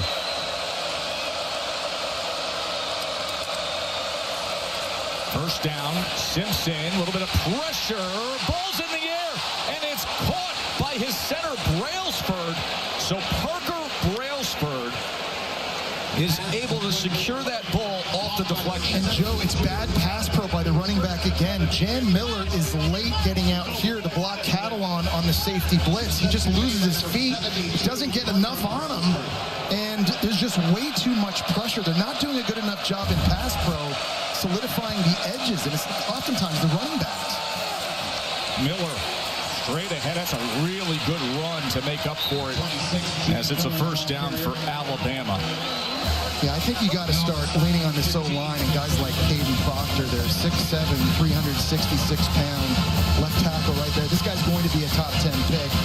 He had some struggles in the Florida State game early, gave up 7 pressures. Joey's been so dominant, though, in the last 4 games, and they put his athleticism on display here recently. Caught a screen for 11 yards against Georgia, had a fullback dive last week against Vanderbilt to pick up a 1st down. They've been creative with big number 74, but I think now you just let him get out of his 3-point stance and push people. By the way, he can throw a football downfield, spiral it over 50 yards as well. Daniel Hill, a big 244-pounder. Okay, so this is the physicality, right? Now we're just going to run zone ourselves, and we're going to get in there, and we're going to push, and we're going to bring the 240-pound running back, 244-pound back in Daniel Hill, and then try to get you worn down, too. Missouri, statistically, the best run defense in the country, but Bama, I think, has done a very good job when they pick their spots, running the football efficiently in this game.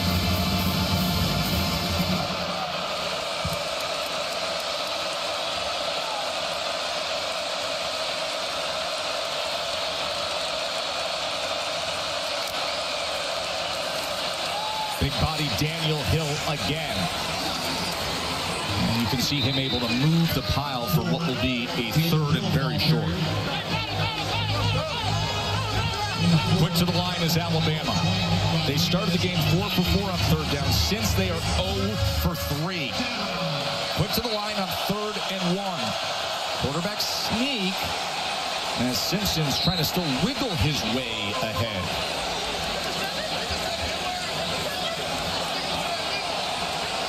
And that is a 1st down for Alabama.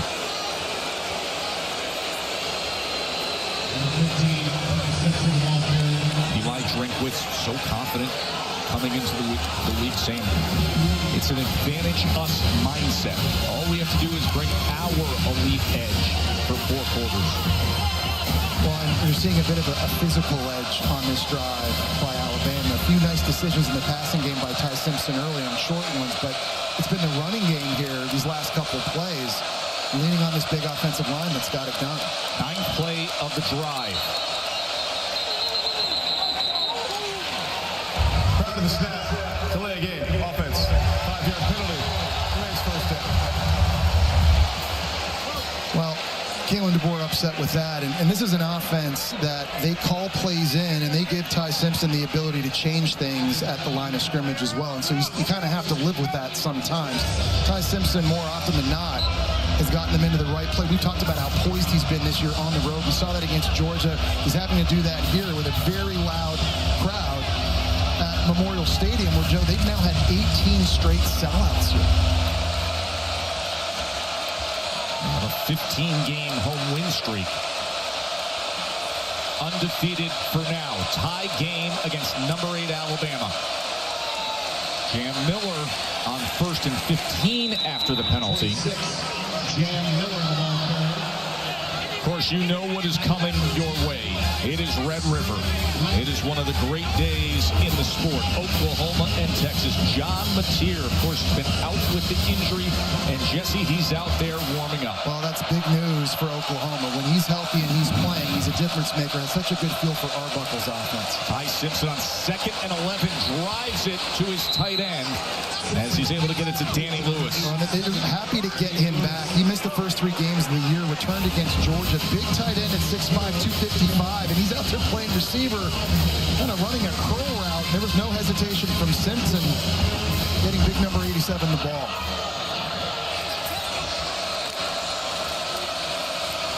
Miller to the outside. Jam Miller as he is run out near the 5-yard line by Hall. Really good vision. Jeremy Bernard that time got a big block down, but he actually tackled a defender in the back end, which I think probably should have been called for holding, and that's what really gave the space to Jam Miller to get back to the right side. He literally leaped and put a defender in a headlock, and it didn't get called.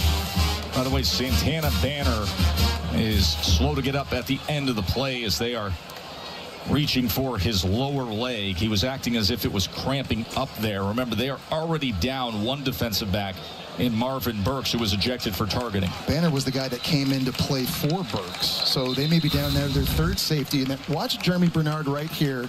He's going to try and block Rodriguez at linebacker. Tell me if this is legal. He just jumps, puts his arms around his neck. When I'm broadcasting Monday Night Raw, it's legal. But if you're on an SEC game, you see a lot of that, I know, in your other job. But who knows? You know, maybe the receiver coach lightened him up on the sideline. Maybe that kind of lit a fire under these receivers too to get downfield and start getting more physical. Want to remind you, this is SEC All Day on ABC, presented by IHG Hotels and Resorts. And the Red River rivalry is coming up at the Cotton Bowl, Oklahoma and Texas. Then Saturday Night Football, presented by Capital One, Georgia Auburn, comes your way tonight. 2nd and 3 for Bama. Miller, as it's going to be 3rd and 1, tackled by Darius Smith. I think Ty Simpson's legs have to be big in this situation, whether it's a zone read or it's an empty set, and you're giving him an opportunity against the soft box to run into. His mobility and athleticism has been big for them in this situation. Substitution coming on. Olaus Alinen, extra offensive lineman now as they get ready to go big. And they got Proctor in the backfield, Joe. Oh my, 366-pound cat. Caden Proctor, wildcat on his own. Oh, you do it, big man. How about that? When you saw the extra O-lineman running on the field, you knew something was up, and that's just 366. He tries to get a little vertical. And give credit to Jalen Marshall. He's 335 pounds himself. He's the guy that has to tackle him. He was able to do it. The safety for Georgia that had that job a few weeks ago, not so much. But man, big guys are just not supposed to move like that. And he went a little airborne. Whoa, oh, a stumble, but Jam Miller takes it in. Ty Simpson stumbled, but somehow got it to Jam Miller, and it's a touchdown, Alabama. Yeah. It was set up by the left tackle, and then Miller brings it in. I think Simpson got his foot stepped on that time by his own left guard, Cam Dewberry, and as as a coach, the penetration's going to come right here. You always hold your breath. Because is he going to let go of the ball? Is he going to flip it to him? Under video review from the previous play. Here's what they're going to look at. Yeah, and see. Watch the knee of Simpson. He was actually down before. I think it was. I think his right knee actually hit the turf before he hands this off. Watch there. Oh, this could be a loss of yardage and wipe out a touchdown run by Jam Miller. Because he actually didn't flip the ball to Miller. He actually handed it to him. He still has it in his hands right there. Yeah, that's going to be a loss. Great job of penetrating up front by Missouri and their physicality here with their backs against the wall. Take a look at the knee. You be the judge. Does it hit the turf or is there space? I think it's down. Let's see. Right there, it's down. And the ball is still in his hand as he was tripped up. After review, the runner's knee was down prior to giving up possession. The ball was placed just inside the 5-yard line, second down. So can you just go Caden Proctor Wildcat? Yes. Caden Proctor Wildcat here inside the 5-yard line. Can we go Caden Proctor speed option? Yeah, we were just waiting to see what they were going to use him next for. And how about the fact he left his feet? Yeah, I know. On the third one. The triangle button. 366-pounder who now has been a weapon catching a screen pass, having a fullback dive, and on 3rd and 1 moments ago ran a Wildcat for a first down. More offensive touches than pressure is allowed in these last couple of games. More offensive touches than Ryan Williams in this game. 2nd and goal.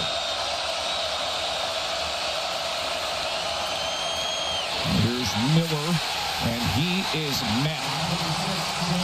All right, so who can win if you're Alabama? It looks like you're going to have to throw to get this thing in, and your biggest, most physical target is Isaiah Horton. Down in areas like this, in breaking routes, and putting his body in between the defender and the football. He's done that throughout his career. Did it for Cam Ward at Miami last year. He's done a great job of it this year, too. But at 6'4" with his frame, that's a big target and a big weapon in this area of the field. Zion Young, Damon Wilson just came up big. Now a 3rd and goal. Touchdown was wiped off the board when they saw Simpson's knee down. 3rd and goal, Alabama. Play clock counting down. Simpson back to pass to the end zone. Incomplete. He was looking for Cuevas. Well, he had to get through that progression quickly. Damon Wilson was bearing down on him, running a stunt. Working against Caden Proctor, he looped inside, and Ty Simpson felt that. I just knew he had to get rid of it. It was a safe throwaway high out of bounds. Not turning it over, now giving an opportunity to Connor Talty to take the lead. So Connor Talty comes out to try to give Alabama the lead here in the final seconds of this 3rd quarter. Just an angled short 22-yard attempt. The kick is good. And number 8, Alabama's back on top. The drama down inside the 10-yard line. The left tackle at 366 pounds was able to convert on a 3rd and 1. But the key moment came when Ty Simpson was tripped up. His knee was down, wiped out the touchdown, settled for 3. Joe Tessitore, Jesse Palmer, Katie George with you here. As Bama just had a 17-play drive, and they had to settle for a field goal. Bringing the heat is brought to you by Sonic. We talked about Caden Proctor and his ability. We saw this last week against Vanderbilt in a short yardage situation. 366-pound tackle, getting a fullback dive. Joe, you and I weren't sure he actually had to do that. We're lucky there wasn't a face mask called on that play, by the way. But, you know, it's a lot of pressure, right? If you're Ryan Grubb on offense now, because every week you're having to come up with something new, cool for him to do. It was a screen against Georgia, a fullback dive last week, Wildcat this week. And what's next for Tennessee? It's so much fun. Prabula, play action as he goes underneath to Norfleet, his tight end, who had the 26-yard touchdown on the opening drive. And we've got a really good one here in the SEC to start an excellent Saturday of college football. Number 8 on top by 3. The SEC on ABC, presented by Starbucks, returns after this message and a word from our ABC stations. Comes up huge at the goal line. What's going to be the difference here in the fourth quarter? Yeah, if our offense can sustain a drive right here, you know, you got everything you want. You're in a one-score game in the fourth quarter. Let's go finish the game. Thanks for the time. MIZ. And we have everything we want. A compelling setting. It's loud here in Como. And a great game between top 15 teams as Purdue goes underneath the North Fleet, who settles in after gaining the yardage for a first down. Really nice job that time and that play design by offensive coordinator Kirby Moore. Northfleet's just going to kind of get lost. He's just going to act like he's blocking. He's trying to mix in with the offense of line up front, and he really does a good job of being patient up here. He's blocking, he's blocking, he's blocking, and then he's going to release, and that's the check down throw for Purdue.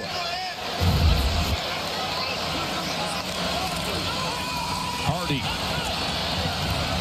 as he is met, but that is exactly what he can do. The contact balance, the ability to still go forward. That missed tackle was Bray Hubbard. Well, it feels like it's Hardy time right now, right? If you're Missouri, the nation's leading rusher, and he's fresh, by the way. That was only his 11th carry in this game, so a guy that breaks tons of tackles, let him work. 2nd and 5, and that's exactly what they're going to do. They're going to try to feed him, but he is dragged down from behind. Just a gain of 1 yard that time as he's tackled by Simmons, the true freshman. If you had come into this game and you had said to me, Jesse, Kevin Coleman is going to have 1 catch for 2 yards for Missouri, I would have told you you'd be crazy. Guy's got 40 catches on the year. I know. The transfer from Mississippi State has been outstanding, and he's really been the guy more often than not that Bo Pribula has looked for in these third down situations. He's lined up tight in the split end. This screaming drag route or something shallow. Let's see if that's the case on 3rd and 4, Jesse. Can Mizzou keep this drive going? Pribula downfield. Oh, and right into the hands of Hubbard. Well, he was looking for Kevin Coleman. Coleman never turned around to look for the football. And Bray Hubbard, who has been an absolute turnover machine for Alabama, comes up with a big catch. An interception for Alabama. Coleman's here. He's just running a seam route right down the field. But watch, he never turns around to look for this. Purdue's expecting him to just sit in that soft spot of his zone. And how about Bray Hubbard, Joe? His last 11 starts, 12 starts now. He's got 6 picks. Wow. And he's forced 2 fumbles. He's been a complete difference maker for the Tide defensively, and that's why I think he's been their MVP the first half of this season. He just keeps coming up with massive plays. And Kane Wommack turned to us the other day, said his ability to analyze plays and then make the play.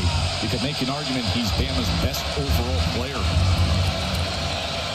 4th straight game with an interception thrown for Pribula as Alabama takes over here in the 4th quarter with a 3-point lead. Trying to hand Mizzou their first loss of the season.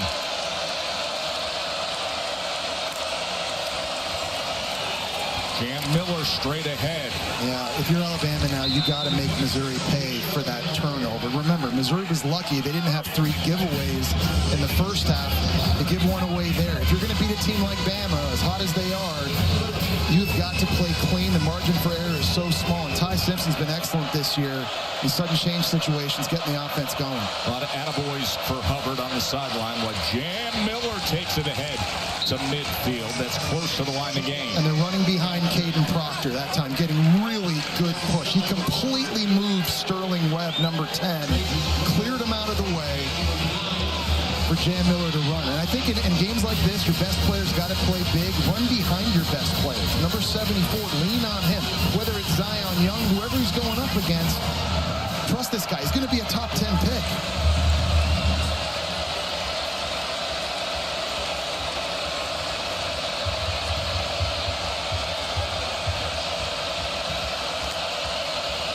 Simpson on first down against a 4-man rush.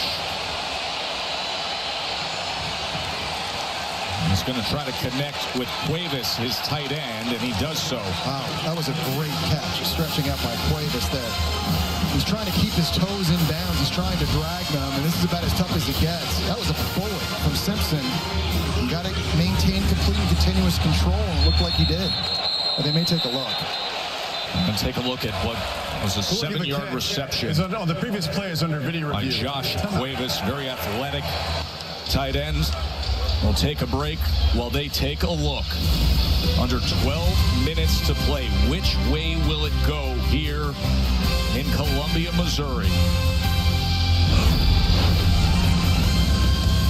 After video review, the ruling of the catch is upheld. Second down.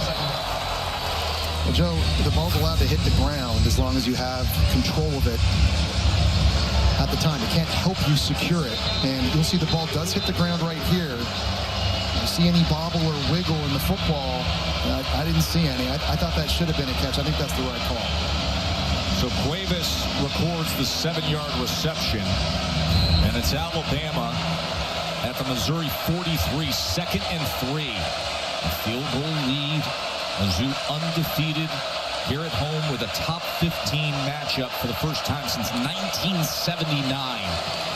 Jam Miller as he falls ahead for 1.5 yards. Time of possession was a big note on Missouri coming into the game. They led the country in terms of owning the ball, but look at what Alabama has done today, Jesse. Alabama pretty good too, though, and they came into the game 2nd in the SEC in time of possession behind Missouri, obviously, and I think their success running the ball really has been the key in this one, staying on the field. You see Sterling Webb for Missouri now down on the field. He's a big-time player in the interior of this D-line, and so I think a reason why Eli Drinkwitz is going for a little walk to check on one of his star defensive players. Sterling Webb is very disruptive on the inside. He's a St. Louis native who played at New Mexico State and came back home. He's been strong against the run, a big part of what they like to do defensively.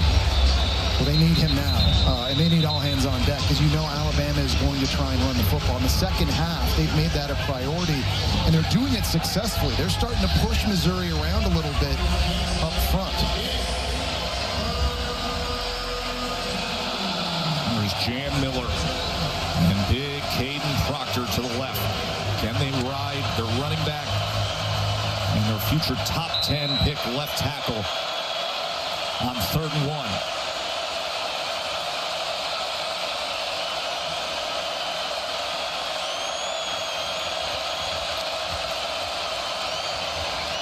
Miller, he's going to be marked short. It's going to be 4th down. It was Jalen Cattle on that time at safety that came screaming in. He didn't make the tackle, but he slowed all the momentum of Jam Miller. And then they were able to clean it up. 4th down. I like this call by Kalen DeBoer. And to me, there's one direction you're running this thing. It's to the left. 4th down and 1. As loud as could be here at Memorial Stadium. 4th and 1. Simpson shuffles it ahead to Miller for a 1st down. Man, that's the second time in a couple games you've seen a very creative play call by Ryan Grubb, getting Simpson and Jam Miller out to the perimeter on the right-hand side. You saw it at the end of the Georgia game on 3rd down. That's not a good scene. This is a big one here. He's running outside. He almost gets hit by Toriano Prada. He's able to just flip it to Jam Miller to pick up that 1st. Jam Miller's writhing in pain at the end of that play. On that critical 4th down conversion, let's show you the end of this play. This is how they converted to move the sticks. And then Miller injured at the end of the play. Takes a big hit that time by Everett. Oof. And I guess the question is that targeting? He's not a defenseless player, but you're not allowed to make forcible contact with the crown of the helmet. I think that's one thing they may take a look at. We're going to take a break, and we'll discuss it in just a little bit. But it is a 1st down. Alabama with just over 10 minutes to play and a 3-point lead. Cam Miller off the field just moments ago. Alabama starting running back. And Jesse, let's show everybody why. Yeah, well, when I was watching this live, I wondered maybe this was targeting if he was hit with the crown of the helmet. I don't think he was, though. Watching this back a couple times, I think it's the shoulder of Catalan that gets him. That was a big collision. Both of those guys slow to get up, and Catalan's not in the game right now. It's good to see Jam Miller, though, getting some help and walking into the locker room. Remember, it was a 10-yard reception on a 4th and 1 as Simpson and Miller were able to get it accomplished. So now a fresh set of downs for Alabama. 3-point lead. Big SEC matchup. Play action. Simpson as he overthrows Cuevas, as there was a lot of pursuit on Simpson. Well, you got a 3-point lead here in the 4th quarter if you're Bama, and obviously you want to be able to run the ball, but now that Jan Miller's not out there, he was your biggest, most physical guy, and now you're asking a lot of Kevin Riley. The redshirt freshman at only 190 pounds is a different style runner. Can he be physical enough in this situation?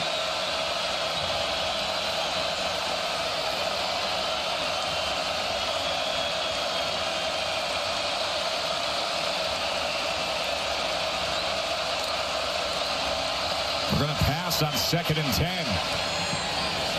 And quick to the outside to Brooks. And he barely makes it back to the line of scrimmage, the true freshman receiver, Lottie Brooks. All right, well, you can't take a negative play here if you're Ty Simpson with a 3-point lead. You need to at least get 3 out of this drive. And so pass protection is really big, and Bama's got to find a way to help out the right tackle, William Formby. That's been a weak link spot right now.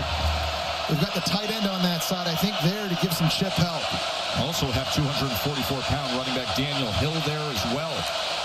Can they protect on 3rd and 10? Simpson downfield. It's well beyond Bernard. And that's just a miss by Ty Simpson. That's 2 misses in a row with guys open enough to be able to make a catch. So a nice stop there by Missouri's defense. This is going to be setting up, what, a 47-yarder? Close to 48? Maybe even officially 49 based on where Blake Dowd is going to be holding that ball. So a 49-yard attempt for Connor Talty to try to give Alabama a 6-point lead here in the 4th quarter. Talty. No good.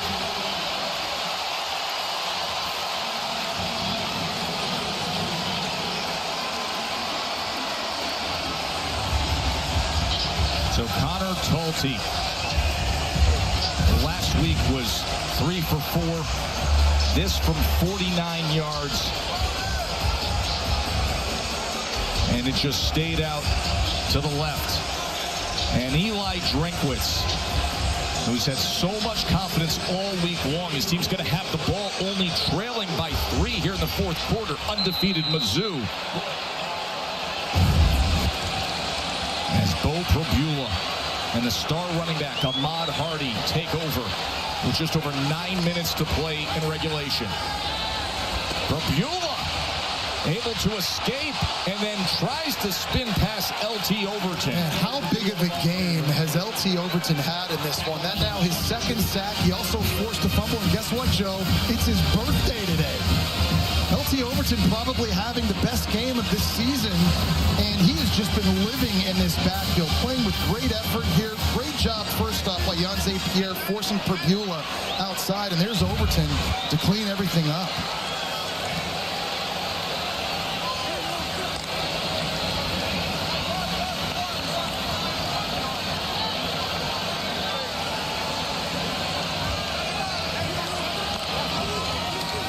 Prabula against a 4-man rush on 2nd and 12. A lot of traffic again as he tries to check down to Hardy, and not much there because Deontay Lawson was waiting on him. They just don't have it in the vertical passing game, Joe. We've kind of seen that throughout the course of the year. They actually came into this one with only 9 attempts where the ball travels more than 20 yards downfield. That's the fewest in the SEC.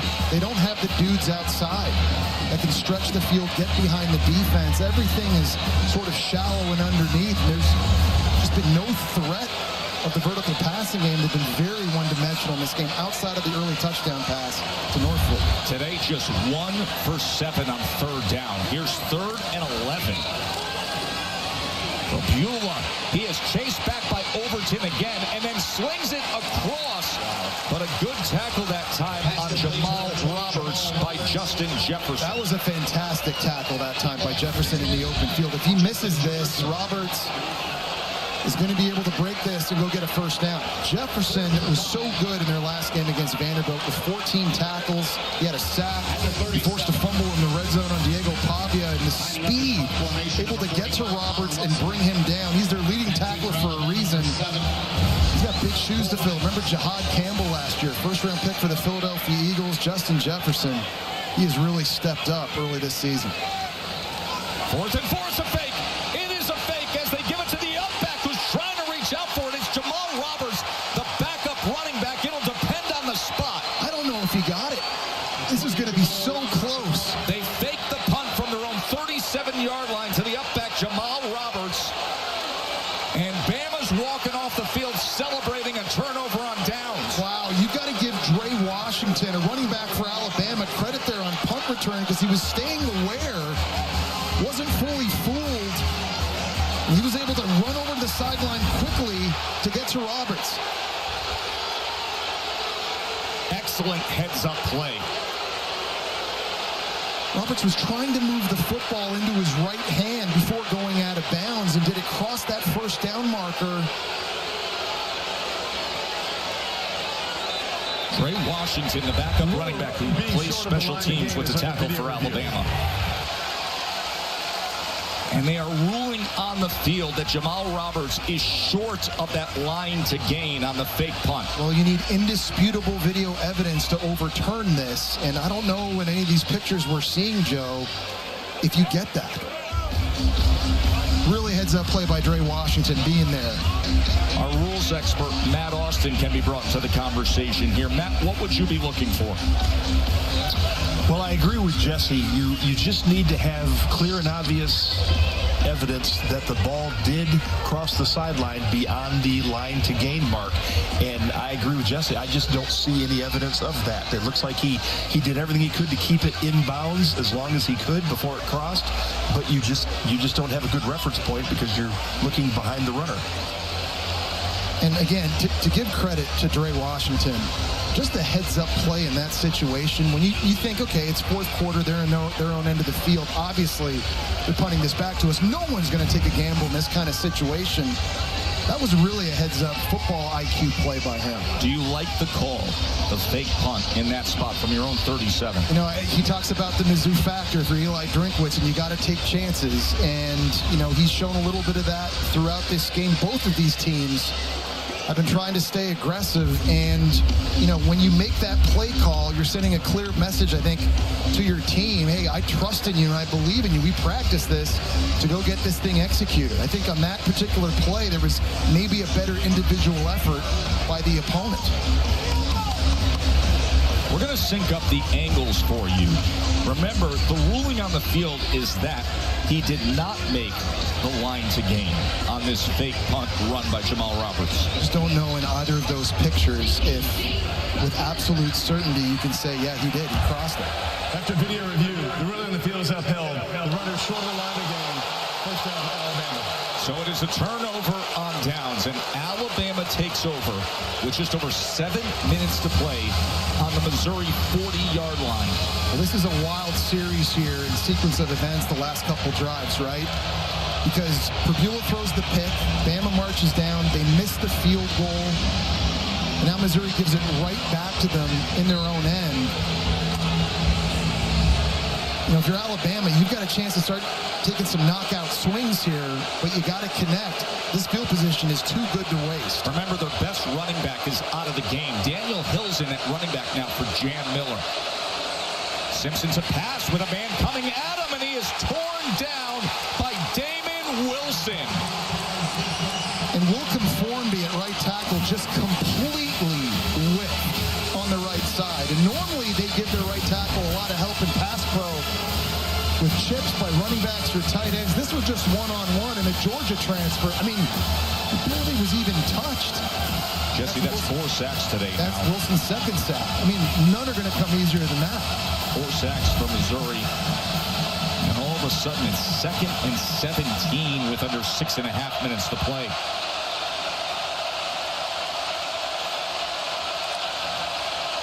Simpson.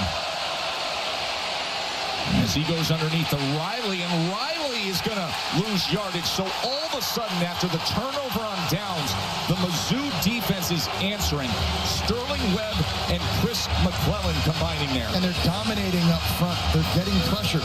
Coming into this game, 50% pressure on QB dropbacks. They've taken this thing over here on this drive. Bama's going in the wrong direction. Simpson on 3rd and 24.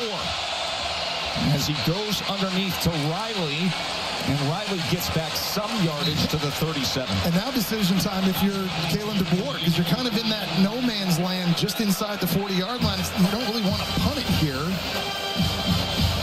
You still got a long ways to go. You got to get to the 30-yard line to convert this thing.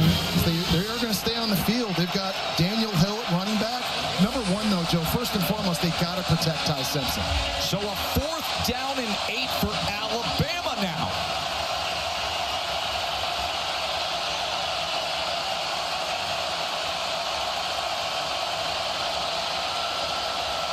Simpson checking at the line. Play clock counting down. 4th down and 8. Can Bama convert? Simpson going deep. Lottie Brooks against Toriano Pride. What a throw by Ty Lottie Simpson. Brooks, the true freshman, coming up on 4th down. You could not walk this ball to Lottie Brooks and put it in a better spot. Wow. Really good coverage that time by the Clemson transfer, Toriano Pride. But the accuracy by Ty Simpson on 4th down when they need it the most, that was impressive. A 29-yard reception by Lottie Brooks. The longest play of the day for Alabama. Please reset the game clock to 4 minutes, 53 seconds and a 25-second play clock. Both will start on the ready for play signal. Well, I know I said earlier that the post throw to Horton might have been one of his best throws of the year. This one might be better. He's got it just kind of floating to his left. He's got such a small window to place this ball into. That is just perfect. That after a sack and a tackle for loss, it was 4th and 8. And now Daniel Hill, as they stack him up after a gain of 2 yards. Trotter on the tackle. And Joe, we were talking about that earlier with Ty Simpson, right? The resiliency and how he throws the pick early against Vanderbilt last week and then bounces back and makes a bunch of plays. That's a perfect example after getting sacked and being pressured to stick in there on 4th down and deliver an absolute dart like that. His confidence right now is just sky high, and they need that now. Without Jam Miller in this situation, this area of the field, they need number 15. By the way, Lottie Brooks, give him credit. The true freshman's the leading receiver today. 4 catches for 58 yards. That 29-yarder on 4th down was sensational. 2nd and goal. Simpson. To the end zone he goes, and it's overthrown. Incomplete. 3rd and goal. Really good job in the back end covering that time by Santana Banner, the Northern Illinois transfer. Now we got 3rd and goal. And just think how big would a touchdown here be for Alabama. Make it a 10-point game, a 2-possession game with under 4 minutes to go. This could be the one that seals it. But who outside can win? Ryan Williams still without a catch in this game. Lined up at the bottom of the screen.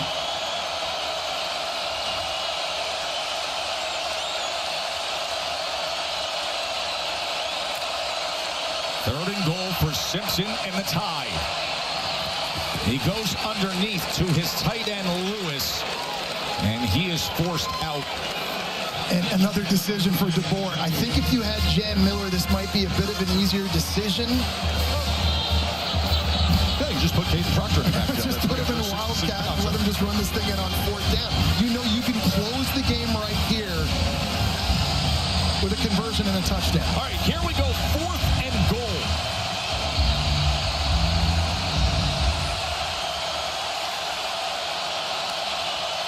Simpson on 4th and goal to pass to the end zone. It is Daniel Hill, the 244-pound running back with a touchdown reception. It's such a great job of Ty Simpson and Daniel Hill being on the same page in a hot situation. Missouri's going to blitz off the edge. The answer is right here in the flat. Ty Simpson sees it immediately. There's nobody blocking him.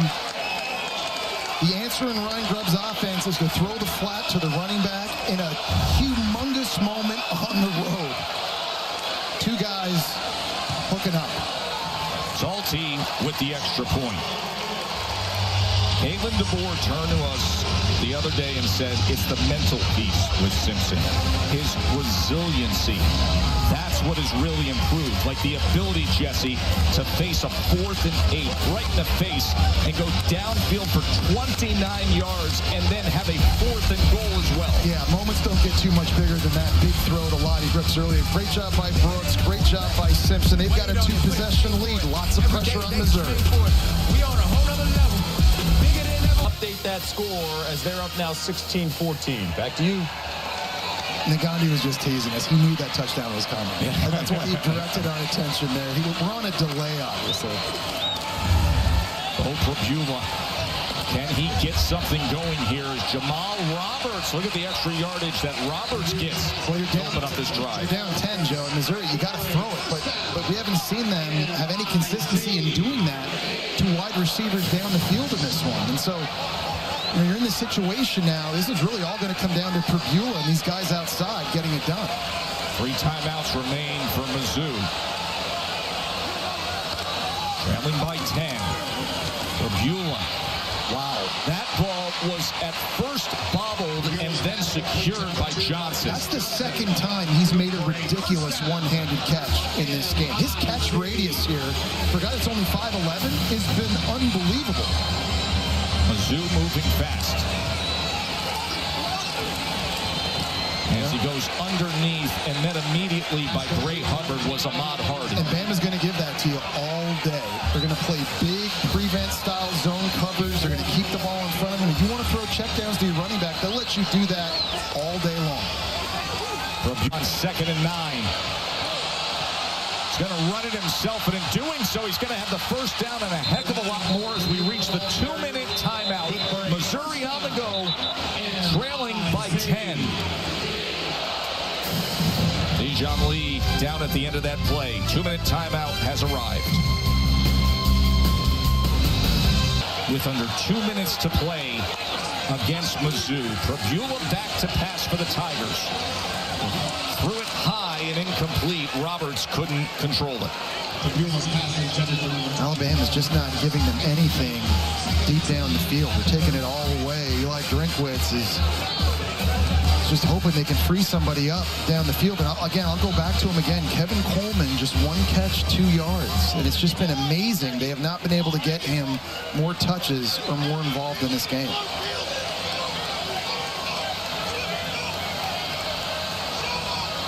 Second and 10 now for Mizzou. Prabula. Downfield, and he gets it complete inside the 5-yard line to Olubade. The true freshman Olubade making a great catch with really good coverage behind him, and Deshaun Jones.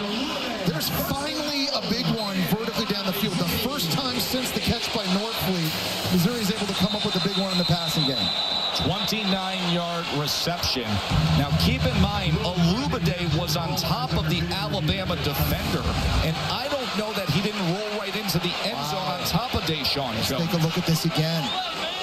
Did his butt hit the ground there? They're sliding. The ball's not in the end zone when the knee touches it, I don't think. I think the ball's still probably short of the goal line once that knee does touch. But you're right, Joe. That was kind of a crazy play, how it ended. I agree with you. Watch the position of the ball, no matter where his body is when he rolls over here. Yeah, so I think there, obviously, he's down. It looks like he's short, but it should be spotted right at around the 1-yard line, I think. Jonathan Olubade, the true freshman, with a big catch that they had to have. It took them over 58 minutes to finally take a shot vertically down the field to a wide receiver. They just don't do it enough. There just hasn't been enough aggressive play calling, I think, in the passing game. And finally, when they do get the true freshman Olubade, he comes up with a big one at a time they need it the most. To your point of not airing it out very often, they came in today with the 3rd fewest yards per attempt in the SEC. Only 9 pass attempts over 20 yards. After review, the receiver caught the pass and was down with the ball at the 3-yard line. Okay. It'll be first down. Please reset the game clock to 1:51. It'll start on the ready for play. So they're actually going to mark it at the 3, Jesse. Well, regardless, whether it's the 3 or the 1, they've got to score a touchdown, and they got to do it quickly now because they still have 3 timeouts. If they can score quick, they can burn those timeouts when Bama gets the ball back and still give themselves an opportunity if they can force a punt right around midfield. So still lots of football to go here, but just 1:51 left. But you got to get on the board. Ahmad Hardy is the featured back here. As Bo Perbula, guy who started his career at Penn State, trying to find some magic at Mizzou. To the end zone, and it's a touchdown with Olubade. Donovan Olubade, the touchdown reception with 1:39 to play. Well, he had a chance to hit Coleman to the right. It wasn't there, but there was a complete bust in the back end for Alabama. And Olubade, I thought this was open here for a second. Nobody, though, takes the basic route at the back of the end zone for Alabama. Good job of Perbula getting through the progression. Good accurate throw. That's the quick score they needed. True freshman kicker for the extra point, and Robert Meyer puts it right through. So a 7-play drive that, Jesse, only took 1:37. Yeah, when you start trying to actually take shots down the field, sometimes good things happen. It's been Perbula hooking up with the 4-star out of high school, had offers from Georgia and Oregon. Eli Drinkwitz got him here at Missouri, and Olubade makes 2 big-time catches on back-to-back plays. We got a top 15 matchup here with top 10 Alabama trying to hold on as we look at our college football rankings. Brought to you by AT&T. A lot of shake-up here. Ohio State's got a tough one against Illinois coming up already. We know about this right here. Alabama in a dogfight right now. Ole Miss in a dogfight too. Texas A&M playing a Florida team that just upset Texas at home. Georgia's got to go to Jordan-Hare tonight in that environment. By the way, number 11 LSU's got a tough South Carolina team. This could be a lot of movement in the top 10 before the day's over. And of course, coming up right here on ABC, it is Red River. It is number 6 Oklahoma against Texas.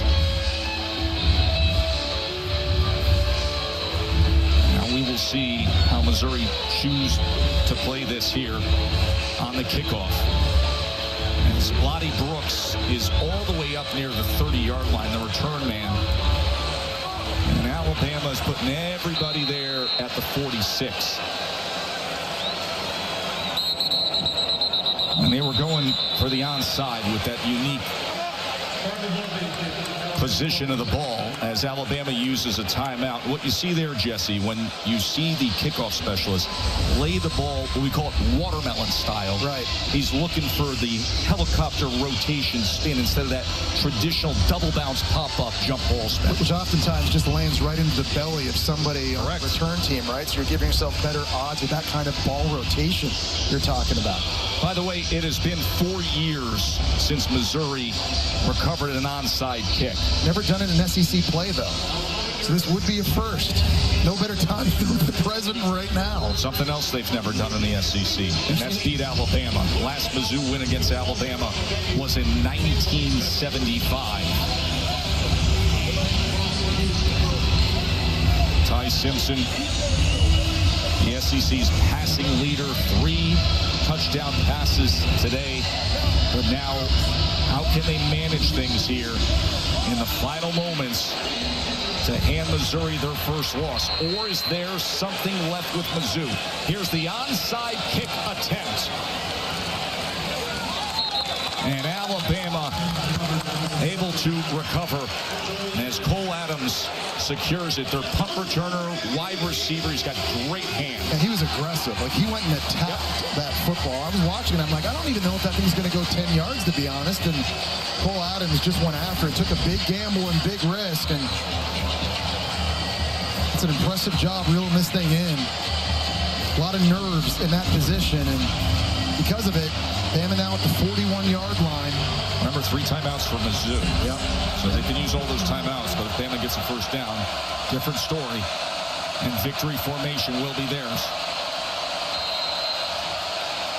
Jam Miller, starting running back, is out. Took a big hit after converting a 4th down earlier. Here's Daniel Hill as he carries a defender ahead. Remember, he weighs 244 pounds. Isn't that nice? So you lose a 220-pounder in Jam Miller. Now you got a true sophomore, 244, coming in, just trying to fall forward and drag the pile.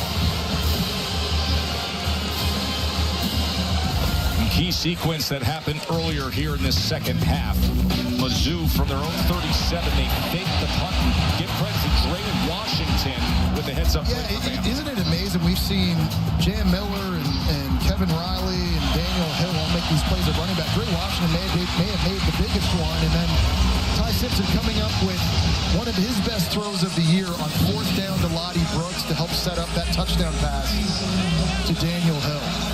Lottie Brooks had the 29-yard reception on what was 4th and 8.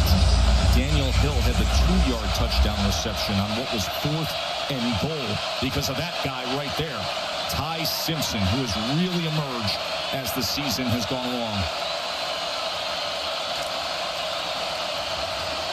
Hill again, straight ahead. Of course, Mizzou with that second timeout. It's a lot of push, and that's why it's nice to have depth in a stable, and that's one thing Kalen DeBoer and Alabama have been able to recruit at that position. All these running backs, one way or another, whether on offense or on special teams, getting it done. Surprisingly, no Ryan Williams. Ryan Williams, the star wide receiver, 1 target, no catches. Keep in mind, Parker Brailsford, the center, has a reception off a deflection, and Caden Proctor, the left tackle, carried the ball in a wildcat formation, and Williams hasn't touched the ball. He's one of their, if not their most explosive guy on offense. He's so sudden and he can separate. It seems like every game he's coming up with a big play. Obviously, he's been very inconsistent this year with drops, but I mean, did not have that on my bingo card. Number 2 not having any catches in this one. So now the big moment for Mizzou, the 3rd and 3.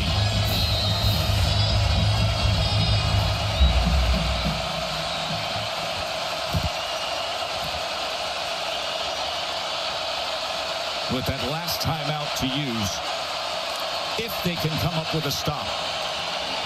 And that's what they do. Tackled for a loss was Daniel Hill as the entire front rallied with Tristan Newsom making the tackle. So, if you're Kalen DeBoer here, I don't think you trust Connor Talty. I don't know if you do for a field goal. I think you have to punt the ball and just try to pin them as deep as possible and count on your defense. Now, this is a big decision here for Kalen DeBoer. I think if you risk going for it, you don't get it. Now all of a sudden, Pabula has it back somewhere around his own 35. Only down 3. I think you got to be conservative and just punt this thing.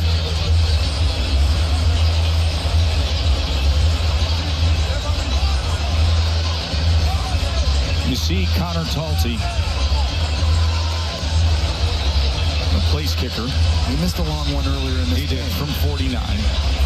Under 40, Talty has been salty, but over 40, that's where Talty has been a little faulty. See what you did there. Did you see that? Yeah. So 1:25 to play, and a 3-point lead for Alabama as Missouri did what they had to do defensively, used all 3 timeouts.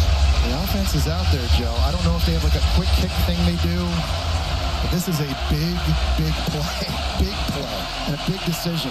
Offense on the field for 4th and 5. Bama says, let's put it away right here, right now. 4th down and 5.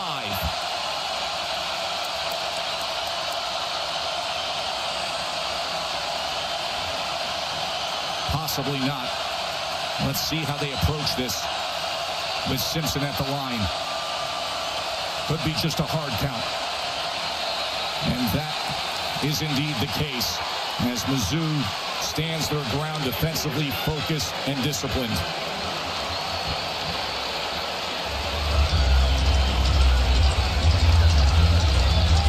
And they will walk back the delay of game.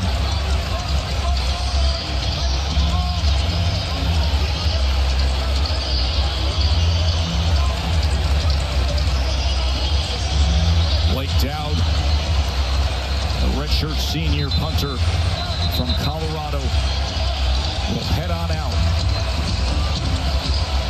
Only punted once a week ago in that win against Vandy. Can he pin Mizzou?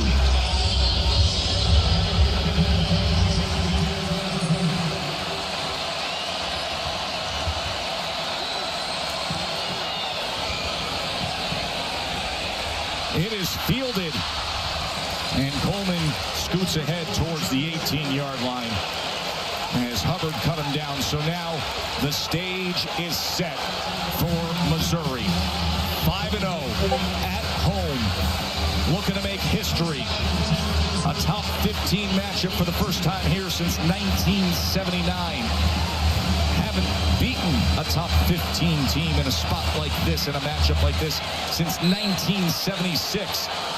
And it's been 50 years since toppling Bama. No timeouts, trailing by 3.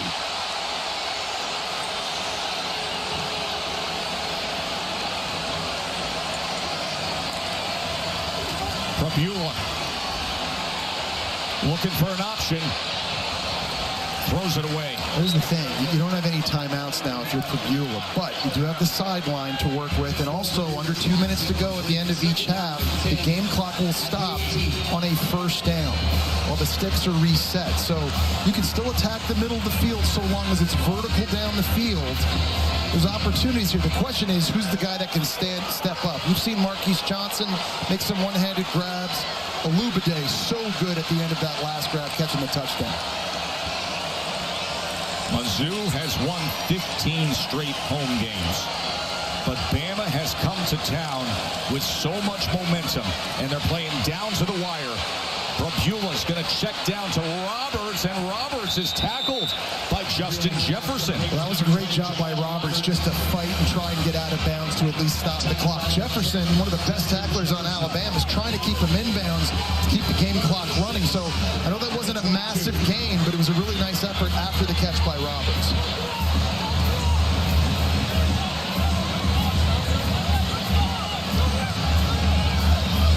There's a substitution issue right now for Missouri, struggling getting the right personnel on the field. They got to hurry up. 3rd down and 6. No timeouts remaining. Mizzou trying to stay unbeaten. Prabula with a little bit of pressure. Downfield, it's incomplete. It is incomplete over the head of Marquise Johnson. Wow, and I wonder if Kane Womack, the D coordinator for Alabama, will do that again here on the last play of the game, potentially. 4th down for their defense. That time, dialing up the safety pressure, not giving Prabula an opportunity to survey too much. Do you do it twice in a row if you're Womack? 4th down and 6. Game on the line for number 14, Mizzou. The home winning streak. Prabula's going to launch it downfield, and it is caught by Olubade. The true freshman is coming up huge here late. That's the 3rd massive catch for Olubade here on these last 2 drives. One-on-one with the best corner guy Bama has, and Damani Jackson. Nice job by Prabula putting air under it on a back shoulder throw. Nice adjustment in midair by the true freshman. A 25-yard reception to stay alive. Can they get in field goal range for a true freshman kicker whose long is from 40? Prabula checks down, and it's incomplete. No timeouts remaining. 48 seconds. There is Robert Meyer, the true freshman. When the starter earlier this year, Blake Craig, tore his ACL, and Meyer has been thrown into the fire. Will he get his opportunity to try to tie this game? He probably got to get another 23 yards or so to give him that chance. 48 seconds. I think you're thinking if we can get this thing near the 30-yard line, we're giving Meyer a good opportunity to send this thing into OT.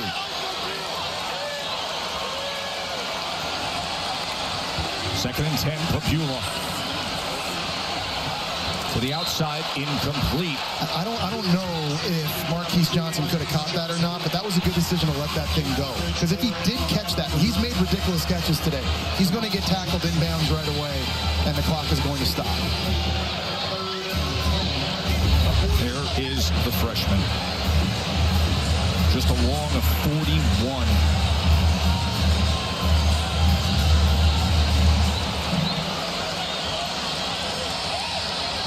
Still work to be done by the Mizzou offense. And Bo Prabula. 3rd down and 10. Oh, it is intercepted. Intercepted by Alabama, Dijon Lee. And that will do it. It's the second time in this quarter Prabula has tried to go down the seam. This time it was Alubade having to fight through 2 different defenders to get into the area. A bit of an errant throw by Prabula again. And Dijon Lee, the true freshman, comes up with the biggest play of his young career at Alabama to ice this football game. Hey, Mizzou came into this game at 5-0, playing the 109th strength of schedule so far. But they knew from this point forward, the 7th hardest. We said earlier today, that means, yes, you're 5-0, but it's a show-me game in the show-me state. What did they show you today? Well, that they have fight, and they're going to take chances, and they're going to try and be aggressive. We know they're a physical team. They're going to have to rely on that. For Alabama, I'm just impressed what they've got in the tank physically, because I think they actually won this game in the trenches against the nation's best run defense in Missouri. They ran it well themselves, and they showed they've still got some stuff left in the tank emotionally. After a big win against Georgia, then a big win against Vandy, you come in here in this tough environment, and they make the plays they need to make. Ty Simpson continues to play at a Heisman level, and if he keeps doing that, Joe, Alabama's got a shot to go a very long way.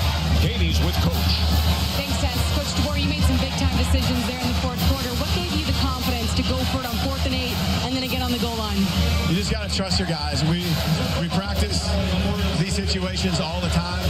We said a year ago and all offseason we got to be great in critical positions and critical times, and obviously we could have done better here at the end, but there were some critical moments that we went and made plays. What did you think of the poise and execution all phases of the ball showed late in this game? Yeah, there was a lot of mistakes out there that we made that could have helped us, but I will say, like, our guys are resilient, and I love the fight in them. They're looking to make plays, be solution oriented, and they're sticking together. I can't blame that, man. I love that about us. Big road win. Congratulations. Thank you.